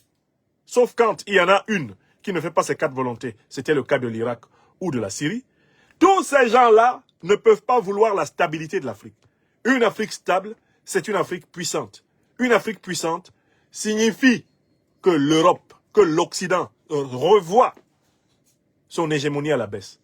Une Afrique puissante signifie que le Moyen-Orient revoit sa prétention à influencer davantage les relations internationales à la baisse. Nous ne pouvons donc compter ni sur l'Orient, le Moyen-Orient, j'entends, ni sur l'Occident pour l'augmentation de la puissance africaine. Seule la lutte, seules les alliances géostratégiques panafricanistes révolutionnaires, seules les alliances anti-impérialistes et anti-colonialistes dans le cadre du monde multipolaire peuvent permettre aux Africains de franchir de nouveaux seuils de puissance. Écrivez ça. Ce n'est pas le Qatar qui va ramener la paix en République démocratique du Congo. Jamais ce n'est possible. Ce n'est pas dans la ligne éditoriale politique des Qataris de ramener la paix en Afrique. Non. Il faut que l'Afrique soit fragile pour que leurs affaires à eux soient prospères. Et il faut que vous compreniez cela. Il faut que tout le monde se pénètre de cela, afin que nul n'en ignore. Allons-y au dernier sujet de cette conférence.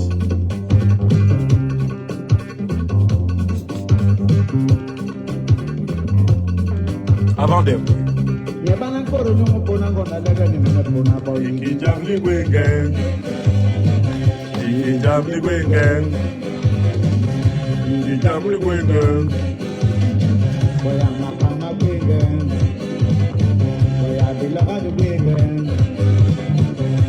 Le festival des vérités crues bat son plein, hein? Aya Sidibé.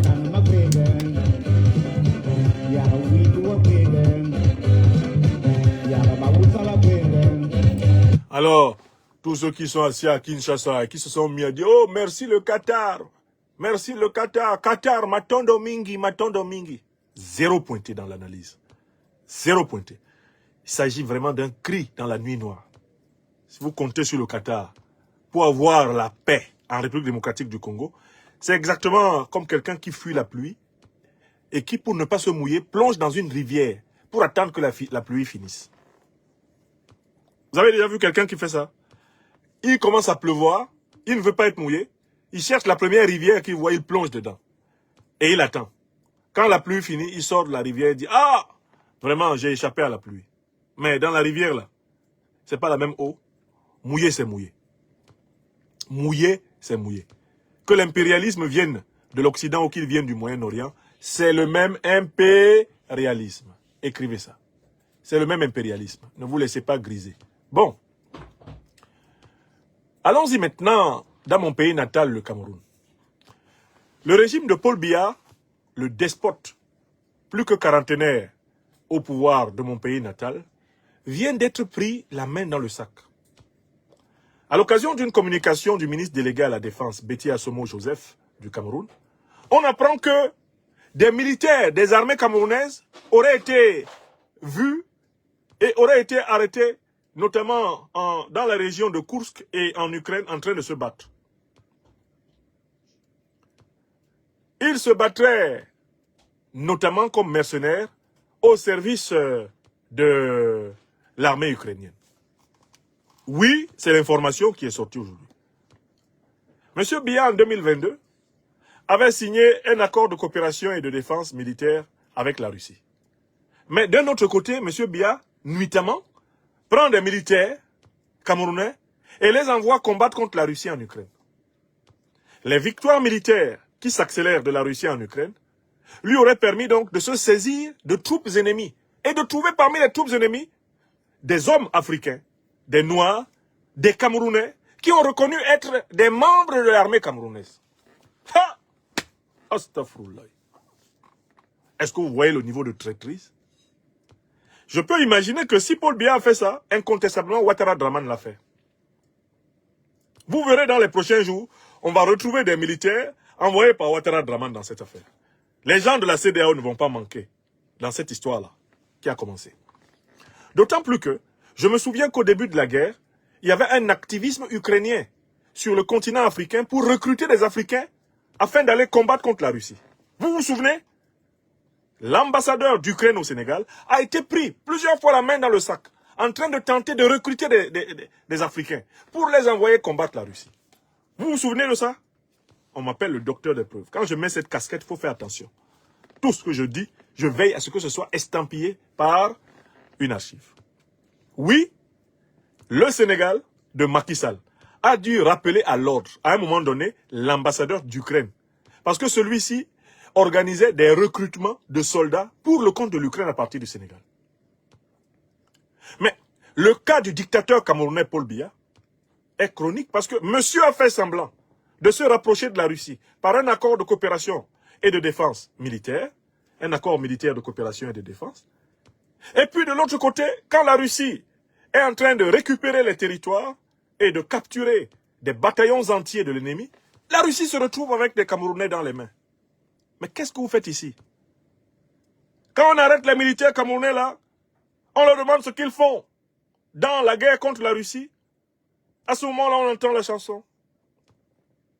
Kasongo yeye, mobali nangai, kasongo mbona weu, songa libala, ombo yeye, kasongo mbona weu, mobali nangai. On dit, militaires camerounais, qu'est-ce que vous faites sur le terrain de la guerre? Qu'est-ce que vous faites dans la guerre contre la Russie? Réponse. Kasongo yeye, mobali nangai, kasongo mbona weu, songa libala, ombo yeye, kasongo mbona weu. Mbona weu, c'est Paul Biya qui nous a envoyé au... Qui vous a envoyé en Ukraine combattre la Russie? Dès qu'on fait, hey, il dit c'est Paul Biya. On dit quoi? Comme Paul Biya sait que son nom est en train d'être cité là-bas, il envoie son ministre délégué à la Défense, Betty Assomo, mentir. Donner des instructions fermes à l'armée camerounaise pour qu'il n'y ait plus de désertion. Parce que selon les informations qui parviennent, on apprend qu'il y a des militaires camerounais qui se sont retrouvés dans les bataillons de lutte contre la Russie en Ukraine. Regardez-moi comment le diable se contorsionne. Les mêmes qui crient au sommet de la colline courent en bas pour répondre. Betty Assomo. J'ai entendu ça ici dans mon téléphone rouge. Paul Biya. Betty, va dire qu'on ne les connaît pas. Eh, patron, vraiment, si on dit qu'on ne les connaît pas, eux-mêmes, ils sont en train de trop parler là-bas. Les Russes savent. Et les Russes leur ont demandé que comment ils se sont retrouvés là. Ils ont cité notre nom. Il faut dire que ce sont les opposants qui les ont envoyés et qui leur ont dit de mentir sur moi.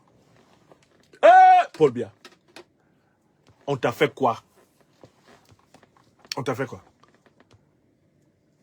Les Russes ont reconstitué le fait que ce sont des soldats de l'armée camerounaise qui ont été détachés par les autorités camerounaises pour participer à la guerre en Ukraine contre la Russie.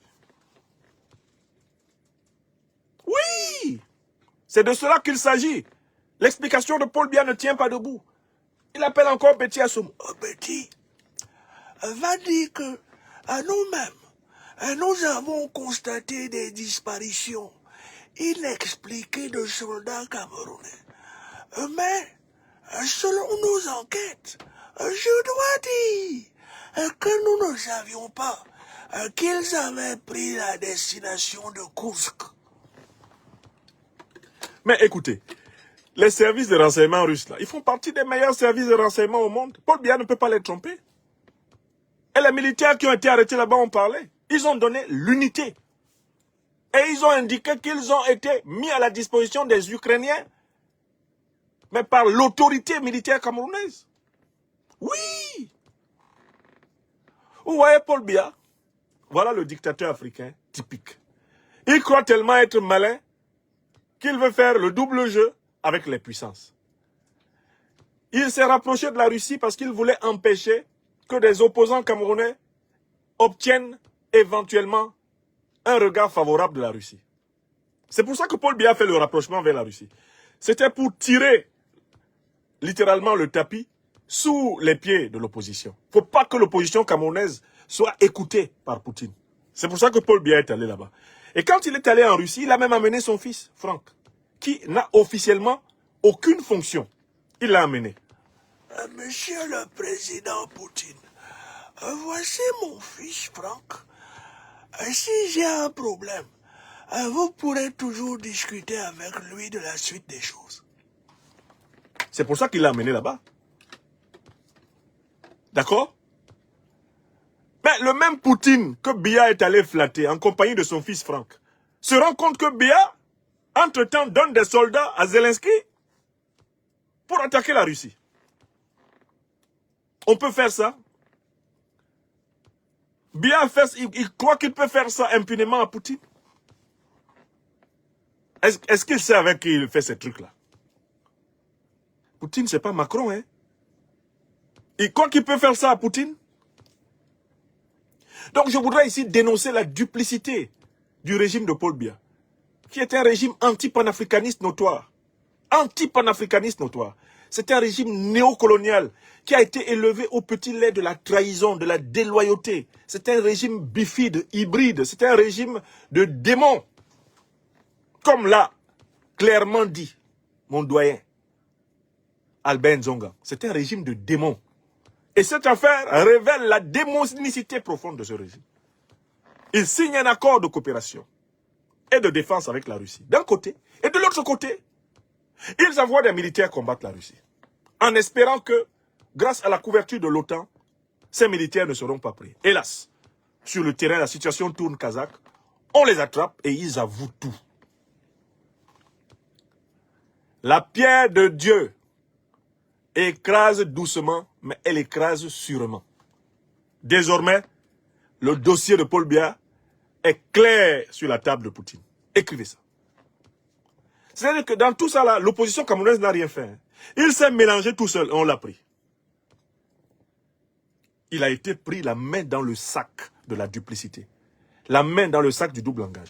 Je suis sûr que dans les prochains jours, des militaires venant d'autres pays, tenus par des satrapes comme Biya, vont être arrêtés en Russie là-bas. Parce que plusieurs ont cru à la propagande de la victoire de la coalition occidentale contre Poutine. Et ils ont misé sur cette coalition. Tout en donnant l'impression à Poutine, eh bien, d'avoir pris leur distance avec l'Occident, ils ont donné l'essentiel des garanties à l'Occident. L'argent, les hommes. Voilà la duplicité. Et voilà donc le régime de Paul Biya à nu. Paul Biya, à travers cet incident, à travers cette implication de militaires camerounais dans la guerre contre la Russie, Paul Biya vient de creuser un trou supplémentaire pour son régime. Écrivez ça. Paul Biya vient de creuser un trou supplémentaire pour son régime. Écrivez ça. Une deuxième fois.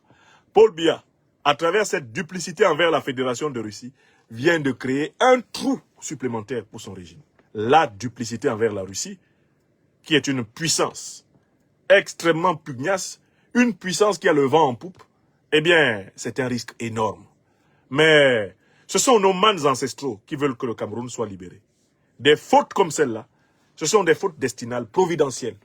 Ce sont des fautes qui étaient nécessaires sur le chemin de la mobilisation, de la révolution citoyenne qui va libérer le Cameroun de la dictature de Paul Biya.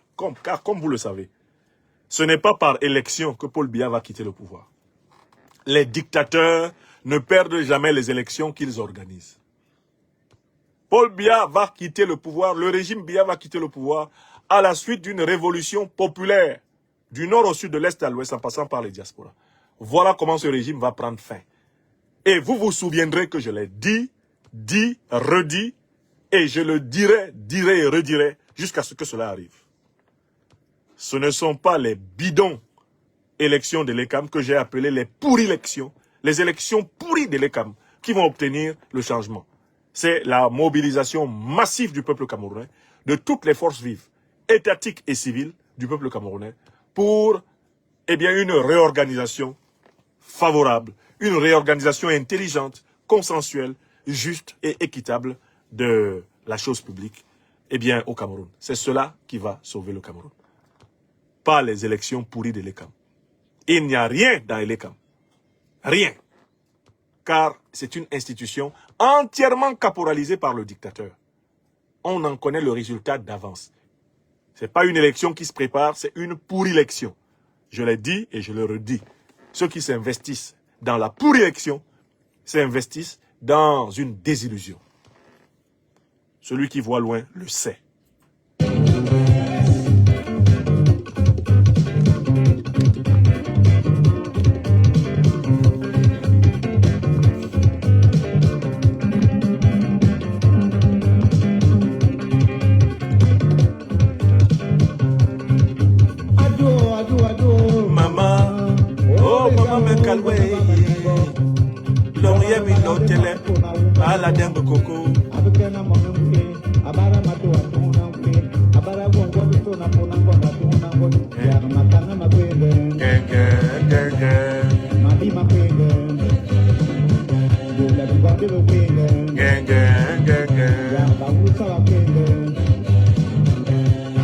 Honte à ceux qui, alors que la Fédération de Russie est une alliée de la libération africaine, ont osé partir du Cameroun pour aller la combattre.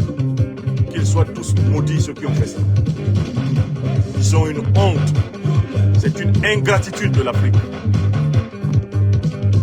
Ceux qui ont aidé tous les mouvements de libération africains contre les puissances coloniales, négrières, néocolonialistes et impérialistes. Aucun Africain digne de ce nom ne peut prendre les armes contre eux. Aucun.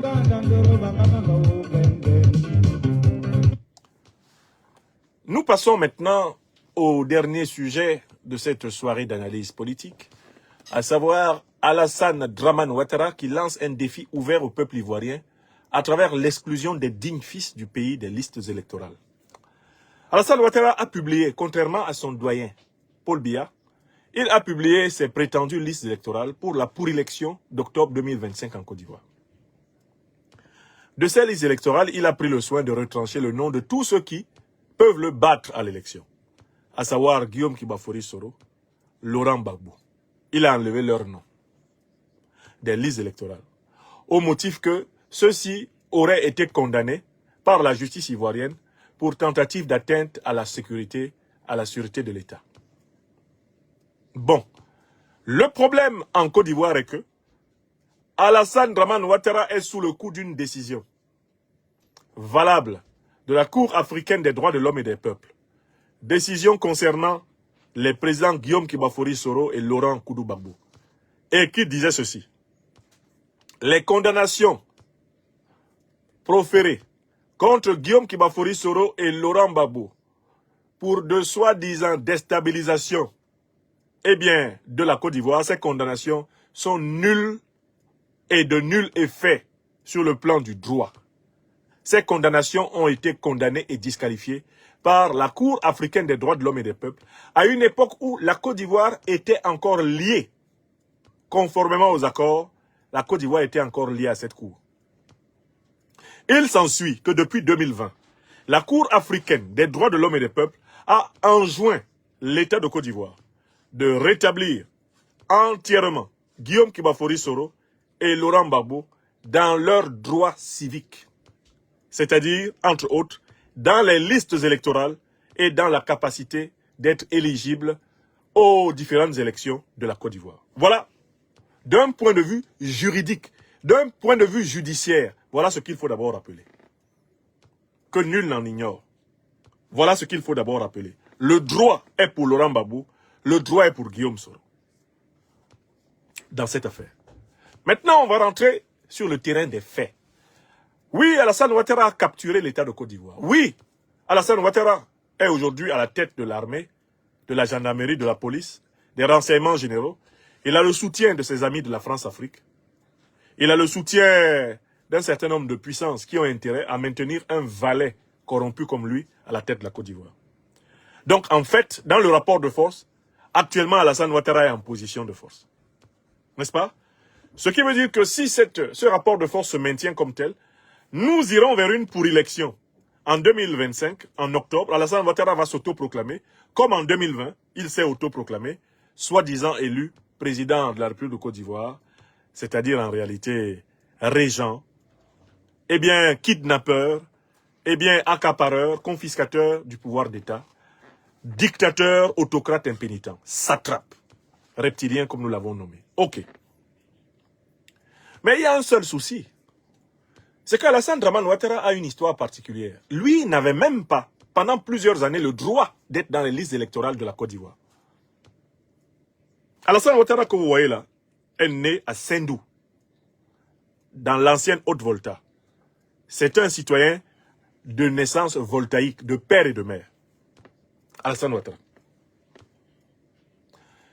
Il a été reconnu détenteur de 3 actes de naissance différents pour la même vie. 3 actes de naissance différents. Et les 3 sont faux. Alassane Dramane Ouattara, né à Ouagadougou. Alassane Dramane Ouattara, né à Bobo Dioulasso. Alassane Dramane Ouattara, né à Dembokro, le même individu. Et à des dates différentes. Même Jésus-Christ n'a pas osé faire ça. Il n'est pas né 2 fois. Ouattara, lui, c'est 3 fois. On l'a su quand il y a eu une affaire à Paris où il s'était fait arracher les valises par des activistes ivoiriens vers la résidence de sa famille, rue Victor Hugo, à Paris. Et il avait porté plainte contre des personnes qui s'étaient emparées d'une partie de ses bagages dans la rue. Très bien. Lorsque cette plainte a été examinée par les juges ont voulu savoir qui avait porté plainte. C'est alors qu'on s'est rendu compte que Alassane Dramane Ouattara, l'individu là, le même, au faciès asymétrique et à la démarche en point-virgule, Alassane Ouattara était connu de l'état civil ivoirien et international, le même individu avec la même photo. Il était connu pour avoir 3 actes de naissance différents à 3 dates. Et le quotidien Afrique Éducation à cette époque avait sorti l'article pour dire que Alassane Ouattara a été questionné par la justice française qui lui a dit « Lequel des 3 Ouattara que vous êtes a porté plainte ?» Ouattara Dia, né en 1941, Ouattara né en 1940, Ouattara né en 1944 ou bien 1943, lequel des 3 Ouattara là a porté plainte? Dites-nous lequel. Quand cette question a été rapportée à Ouattara par ses avocats, ils lui ont dit, bon, patron, les Français ont fouillé pour savoir quelle est ta vraie identité. Ils sont tombés sur 3 états civils différents. Ils demandent lequel des 3 Alassane Dramane Ouattara? Celui qui est né à Dembokro, celui qui est né à Ouaga, celui qui est né à Bobo Dioulasso, lequel des 2 là, des 3, lequel a porté plainte? La réponse de Ouattara est connue, elle est célèbre.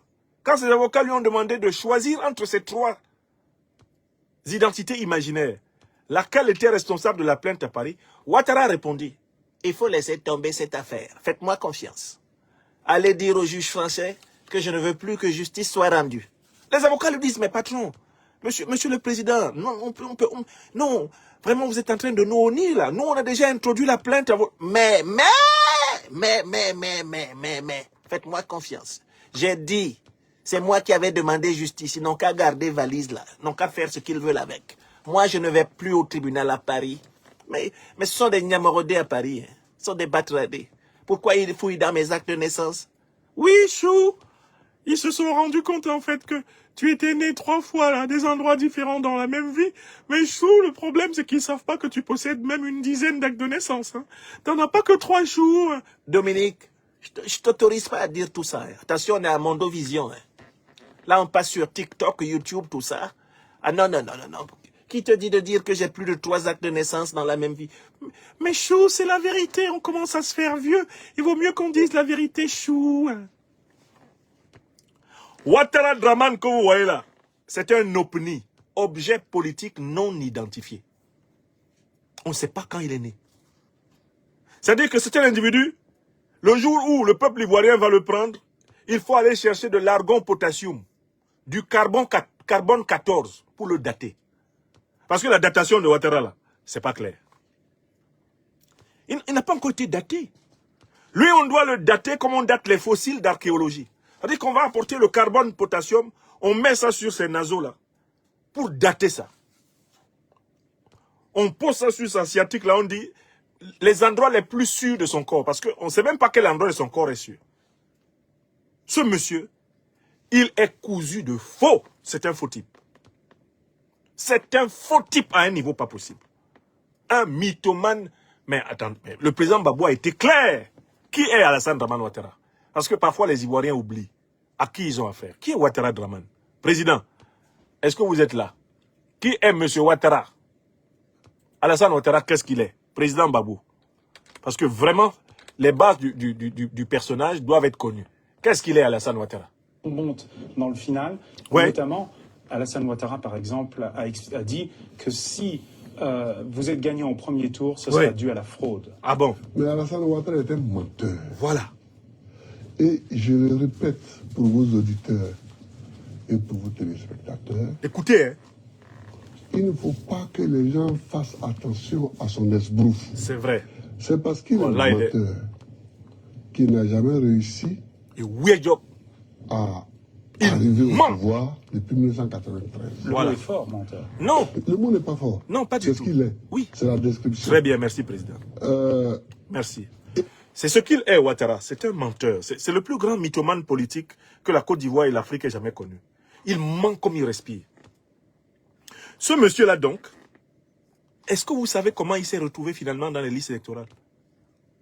En 1993, il a voulu succéder au président Félix Houphouët-Boigny en usurpant l'article 11 de la Constitution qui prévoyait que l'intérim soit assuré par le président de l'Assemblée nationale, qui s'appelait alors son Excellence Aimé-Henri Konan Bédié. Le peuple ivoirien lui a résisté. Le général Gueye, qui était le chef de l'armée, lui a résisté. Le secrétaire général du PDC-RDA, parti au pouvoir de l'époque, le ministre Laurent Dona Fologo, paix à son âme, lui a résisté. Voilà comment Ouattara a raté son premier coup d'État. Mais Alassane Ouattara a crapahuté partout dans le monde pour essayer de reprendre le pouvoir en Côte d'Ivoire. Vous savez comment Ouattara a pu se retrouver à nouveau dans une liste électorale ivoirienne? Non, quand même, il faut que vous sachiez comment. Parce qu'en 2000, il a été exclu des listes électorales ivoiriennes. Il a été exclu de l'élection présidentielle ivoirienne pour nationalité douteuse. Et on parlait même de vagabondage de nationalité. Tout ça, c'est pas parce qu'il est d'origine burkinabé, hein, mais c'est parce qu'il n'a jamais dit la vérité. Si Alassane Ouattara avait reconnu qu'il était voltaïque d'origine, il n'y aurait pas eu de problème avec Alassane Ouattara en Côte d'Ivoire. Il aurait pu participer à l'élection présidentielle ivoirienne s'il n'avait pas menti. Mais c'est parce qu'il a commencé à mentir qu'il a dit qu'il avait passé son enfance à Dembokro, que lui, il savait parler baoulé. On dit, mais il faut parler, on va voir. Quand il essaie de parler baoulé, c'est le moré qui sort de sa bouche. On dit, Ouattara, ça c'est quel baoulé que tu parles? Tu as grandi dans quel Dembokro? Avec qui? Qui sont tes camarades d'école? CP, tu étais avec qui? Cite leur nom. Mais ils sont tous morts. Ouattara, bon, ok. C1. Tu dis que tu as fait l'école primaire à Dembokro. Cite au moins tes camarades jusqu'au CM2. Ouattara, ils sont tous morts. Alors. C'est un gros menteur. Donc en 2000, on ne l'a pas accepté. C'est pas parce qu'on était forcément en réalité contre le fait qu'un Ivoirien d'origine étrangère soit à l'élection présidentielle, c'est parce que lui, là, c'est un menteur. S'il avait été véridique envers les Ivoiriens, il n'y aurait pas eu de problème. Mais il a tellement menti que plus personne ne lui faisait confiance. Voilà comment en 2000, il ne peut pas être électeur. Il ne pouvait même pas être élu chef de classe en Côte d'Ivoire. Il ne pouvait même pas être élu chef d'un village. Il ne pouvait même pas être élu, mais je dis, il ne pouvait même pas être élu conseiller municipal en Côte d'Ivoire. Le monsieur que vous voyez là, Ouattara. Il y a 2 hommes, je dis bien 2, avec leurs organisations, qui ont œuvré pour que Ouattara devienne électeur en Côte d'Ivoire et pour que Ouattara devienne candidat à l'élection présidentielle. Il y a 2 hommes. Guillaume Kibafori Soro à la tête de la rébellion du MPCI et des forces nouvelles. Ça c'est 1. Et numéro 2, le président Laurent Gbagbo qui signe en 2005 un décret rétablissant Alassane Dramane Ouattara dans ses droits civiques et politiques à l'issue du cycle de négociation commencé à partir de 2002 et aboutissant à l'accord de Pretoria de 2005. Le président Laurent Gbagbo, alors président en exercice de la République de Côte d'Ivoire, c'est lui qui prend son stylo et il signe un décret en vertu de l'article 48 de la Constitution ivoirienne de 2000, permettant à Alassane Ouattara d'être candidat à titre exceptionnel. Voilà comment Alassane Ouattara est inscrit dans les listes électorales ivoiriennes et autorisé à participer à l'élection présidentielle de 2010. Or, aujourd'hui, quels sont les 2 principaux leaders politiques, les 2 hommes d'État en capacité de battre Alassane Ouattara aux élections en Côte d'Ivoire? C'est Laurent Gbagbo et Guillaume Soro. Il n'y a aucun doute. Les 2 qui peuvent le battre aux élections en Côte d'Ivoire, c'est eux. Et ce sont ces 2-là qui se sont battus pour que Ouattara soit électeur, pour que Ouattara soit candidat, que Ouattara décide d'exclure. On peut faire ça à Dama, comme on dit chez nous à Abidjan. À Dama, on peut faire ça. Guillaume Soro, qui a pris les armes pour que tu sois réintroduit dans les listes électorales. Guillaume Soro, qui a pris les armes pour que tu aies le droit d'être candidat. Parce qu'il n'acceptait pas ton exclusion. Tu l'exclus des élections. Tu l'exclus de son pays, tu le contrains à l'exil. Laurent Gbagbo, qui malgré toutes les préventions, malgré tout le mal que tu avais déjà fait à la Côte d'Ivoire, a eu pitié de toi, a pris son stylo, a signé le décret de 2005, te rétablissant dans tes droits civiques et politiques. Tu oses aujourd'hui, en 2025, te tenir devant Gbagbo et envoyer des individus complètement méphistophéliques et méphitiques, comme Koulibaly Kouibière, comme Amadou Koulibaly le Petit, alias Michelin Bibendum. Tu oses les envoyer dire que Guillaume Soro et Laurent Gbagbo n'ont pas leur place dans les listes électorales de leur pays, qui n'ont pas le droit de participer à la mère des élections du pays. Les 2 hommes qui ont tout fait pour que toi tu sois électeur et éligible en Côte d'Ivoire, ce sont ces 2-là que tu enlèves de la liste électorale. C'est extraordinaire. Mais sans Laurent Gbagbo, sans Guillaume Soro, il n'y a pas élection présidentielle en Côte d'Ivoire. Sans Laurent Gbagbo et Guillaume Soro, il n'y a pas élection présidentielle en Côte d'Ivoire. Ce n'est pas une élection présidentielle. C'est une pour-élection.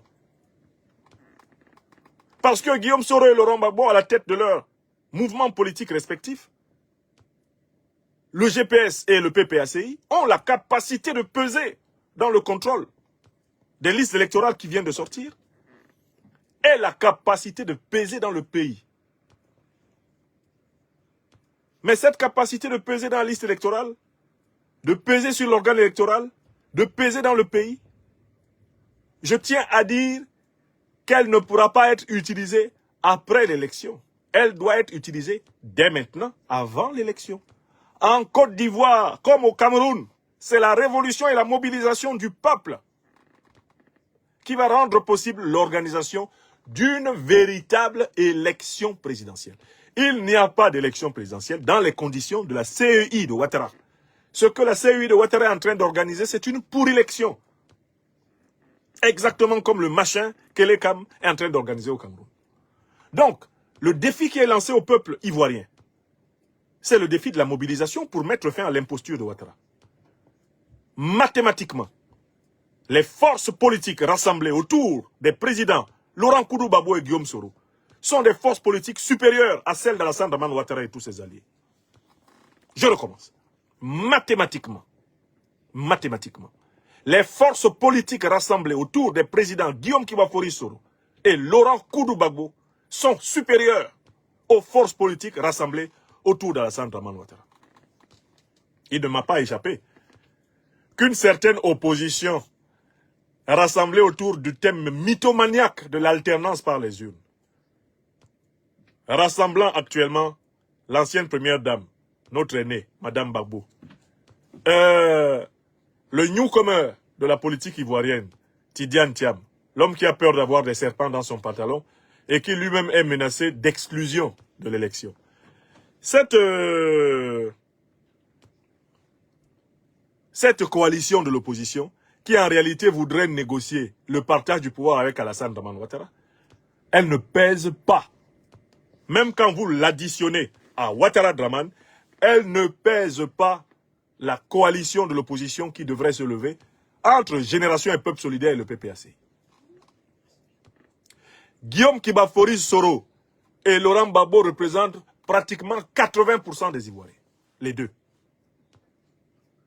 Guillaume Kibafori Soro et Laurent Gbagbo représentent pratiquement 80% des Ivoiriens. Les deux. Dans une élection présidentielle. Je dis bien pratiquement 80%. Les deux là. Dans une élection présidentielle. Et c'est parce que Ouattara sait que l'un comme l'autre peuvent le battre aux élections présidentielles qu'Alassane Ouattara a décidé de les exclure des listes électorales et de les exclure de l'élection pour inclure, eh bien, une opposition croupion qui se soumettra à sa fraude électorale et qui acceptera de faire un gouvernement d'union nationale avec lui. Vous voyez ce qui est en train de se faire? Est-ce que vous voyez clair dans le jeu de Ouattara Dramane? Regardez bien le langage de l'opposition croupion qui se prépare. Il se prépare à faire semblant d'être opposé à Ouattara. Et à la dernière minute, au nom de l'unité nationale, au nom de ceci, on fait un gouvernement d'union, on leur balance comme des miettes, des portefeuilles, et ils s'en vont s'asseoir à la mangeoire. Ça, c'est une habitude de la bourgeoisie comprador politique ivoirienne. Et c'est elle qui se rassemble là, autour de Tidiane Thiam. C'est la bourgeoisie comprador, des gens qui sont déterminés à manger dans tous les cas, des gens qui ne supportent pas d'être hors du pouvoir, des gens qui en ont marre de ne pas avoir un poste ministériel et qui sont prêts à tout pour en avoir un. Ce sont eux qui se sont agglutinés là-bas. Je tiens à dire ici que le PPACI et GPS n'ont pas intérêt à appartenir à cette coalition mollassonne, rampante, reptilienne de l'opposition, qui ne veut pas mener le combat préalable de l'inclusion électorale, le combat préalable de la justice électorale, et qui veut faire de la figuration dans la pourrilection qu'Ouattara prépare.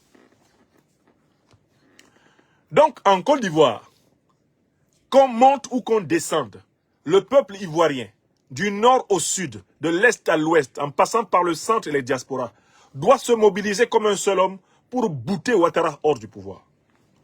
Il ne veut pas accepter l'organisation d'élections justes, d'élections transparentes, d'élections propres. Et le peuple, le seul souverain, le peuple ivoirien, doit reprendre son pouvoir. Le pouvoir appartient au peuple. Le souverain, c'est le peuple. C'est pas Ouattara de Sendou.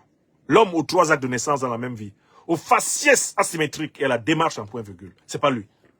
Il n'est pas le souverain. La Côte d'Ivoire n'est pas une monarchie. Même à Sendou, Ouattara n'est pas le roi. Même à Sendou, chez nous au Burkina, il n'est même pas le roi là-bas. Combien de fois en Côte d'Ivoire? On lui a demandé un jour publiquement, qu'est-ce qu'il aurait voulu être dans sa vie? Monsieur osa répondre, I think I would have been an emperor. Traduction, je crois que j'aurais dû être un empereur. Dans sa tête là, Ouattara croit qu'il doit être empereur. C'est pour ça qu'il a voulu imposer ses 4 volontés au Mali, au Burkina, au Niger. C'est pour ça que ce type-là a voulu imposer l'arnaque de l'écho. Voilà pourquoi c'est le dernier défenseur de cette escroquerie qu'on appelle le franc CFA. Les peuples ouest-africains ont intérêt à être solidaires du peuple ivoirien pour libérer la Côte d'Ivoire de cet ennemi du peuple africain, Ouattara Draman. Il n'y a pas d'autre solution. La mobilisation, la révolution populaire sont la condition de la libération de la Côte d'Ivoire comme du Cameroun. Écrivez ça. On peut tourner autour du pot comme on veut. Ce que Ouattara est en train de préparer, c'est une pourrie élection. C'est-à-dire une élection truquée, fraudée, biaisée, une élection niée d'avance. C'est ce qu'il est en train d'organiser. Et pour mettre fin aux pourri-élections, le peuple souverain doit se mobiliser. Je crois que les grandes formations politiques, que sont GPS et le PPACI, ont une capacité de conviction. Il va falloir la mettre en mouvement pour rendre au peuple ivoirien le droit de choisir librement ses dirigeants. C'est inacceptable que quelqu'un qui pendant plus de 30 ans a été exclu des listes électorales, exclu de l'éligibilité aux élections en Côte d'Ivoire, vienne exclure ceux-là même qui l'ont inclus. C'est inacceptable.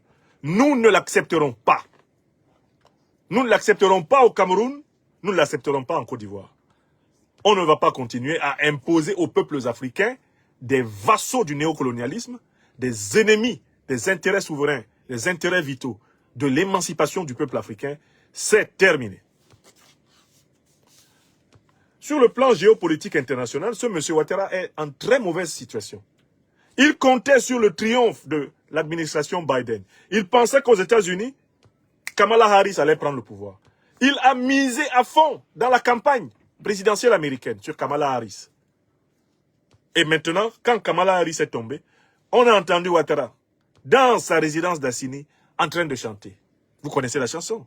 Kasongo yeye, mobali nangai, Kasongo mbona weo, songa libala ombo yeye, Kasongo mbona weo, mobali nangai. On a entendu Ouattara en train de chanter ça. Quand ses espoirs aux États-Unis se sont effondrés, et qu'est arrivé Donald Trump, l'homme qui ne fait de cadeaux à personne, l'homme qui c'est un impérialiste américain décomplexé. Alassane Ouattara ne sait plus quoi faire. Habitué à mentir, il s'est mis à dire aux gens à Abidjan. Mais Trump, c'est un ami. Mais Donald, c'est un ami personnel. Vous savez, sa fortune, hein, Dominique? Oui, chou. Mais c'est moi qui lui ai donné des conseils pour développer sa fortune. Vous savez, Donald venait me voir, je lui donnais $200, $20 pour manger. Oui, quand j'étais à New York. Alassane Ouattara, c'est un menteur. Vous savez que parfois, il y a des soirées où il invite tous ses collaborateurs pour une séance de mensonges. C'est-à-dire qu'eux-mêmes, ils vont là-bas, comme on s'en va écouter les contes du village, le soir, autour du feu. C'est-à-dire que les collaborateurs de Ouattara vont à sa résidence, s'assoient autour de lui. En général, il est assis dans un boubou blanc. Vous savez, Ouattara, il aime singer la pureté. Boubou blanc, c'est le jour où il va mentir. Quand ce monsieur-là est en blanc, il faut faire attention. Il commence. Mais n'ayez pas peur, hein, Dominique. Tu te souviens, Donald, il venait à la maison quand j'étais à New York. Mais je le nourrissais, Donald. Mais dis donc, il a de l'appétit. Hein. Ah là là là là là là. Mais les gens ne savent pas que Donald et moi, on s'entend. Non. Pourtant, il était dans la campagne de Kamala. Vous avez vu comment il s'est positionné en Ukraine? Il a soutenu Zelensky. Voilà Zelensky qui chante Kasongo. Vous avez vu comment il s'est accroché à Macron? Voici Macron en France en difficulté, qui chante Kasongo. Ouattara, il compte sur quoi? Il comptait sur Macron, il comptait sur le Zelensky, il comptait sur Biden et Kamala Harris. Macron est en situation de faiblesse en France. Trump a renversé les amis démocrates de Ouattara Draman, qui n'a pratiquement plus d'entrée aux États-Unis. Ouattara, il compte sur qui? Il compte sur la désorganisation et la division des Ivoiriens.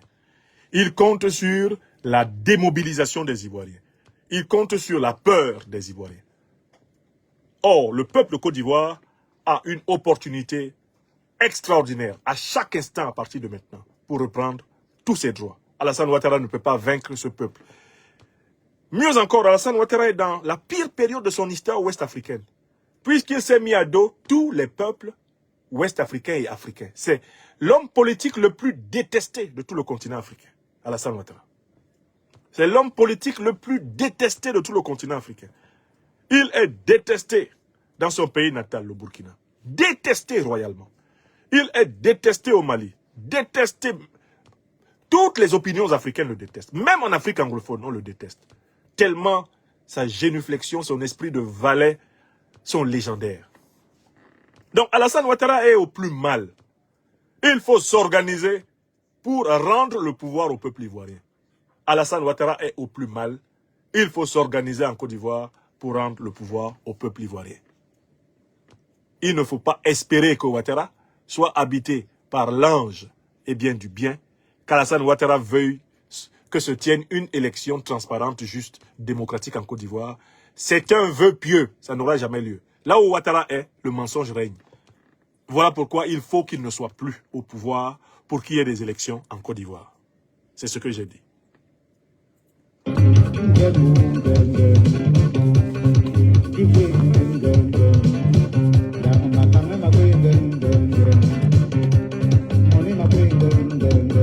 Mon ami Patrick Magloire dit que même en Australie, on déteste Ouattara. Même jusqu'en Australie.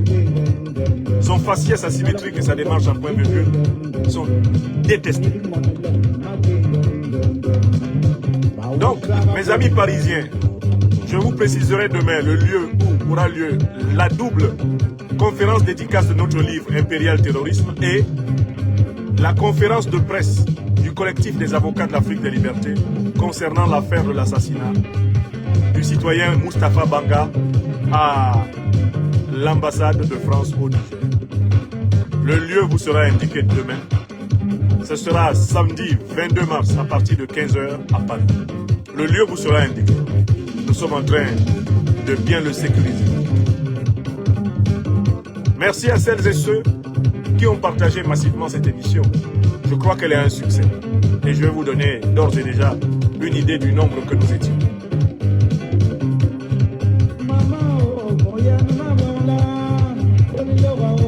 Merci infiniment.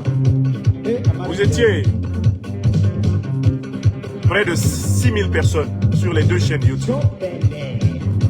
Vous étiez près de 1000 personnes sur la chaîne Facebook. Soit environ 7000. Maintenant, je vais vous dire combien vous étiez sur TikTok. Non sans avoir demandé à nos milliers d'amis sur TikTok de ne pas oublier de commander notre livre phare, L'Impérial Terrorisme. À tous ceux qui sont en France et qui peuvent venir à Paris samedi, n'oubliez pas, soit vous commandez votre livre, soit vous venez sur place et nous pourrons vous dédicacer. Le livre est bien séance tenante. Et si vous avez déjà votre livre, venez avec votre livre pour que je vous appose ma modeste dédicace. Avant de nous rendre à Niamey, à Ouagadougou, au mois d'avril, nous tenons à honorer la diaspora de la place parisienne.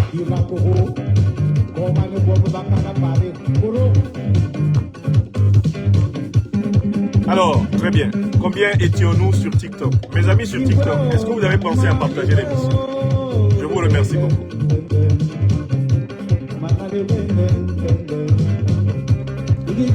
En direct sur TikTok, nous étions 22 000. 22 000 spectateurs sur TikTok. Si on y ajoute alors, tout naturellement, les 6 000 autres, vous étiez environ 30 000 téléspectateurs en direct de cette émission tardive. En ce 18 mars 2025. Je vous remercie. Je vous remercie. Vous étiez plus de 22 000 sur TikTok, plus les 6 000, donc environ 28 000 et plus, étaient en direct de cette émission qui a été annoncée ce soir et tenue ce soir. Merci infiniment. Bonne nuit, bonne semaine à toutes et à tous. Vive l'Afrique des libertés. Vive les 3 étoiles polaires de l'émancipation africaine. Le Mali du président Goïta, le Burkina Faso du président Traoré, le Niger du président Tchani, qui montrent le chemin. Vive les gouvernements qui vont rejoindre la dynamique panafricaniste avec force et courage. Vive l'Afrique mondiale des libertés. Merci infiniment. Bonne nuit. Soyez bénis.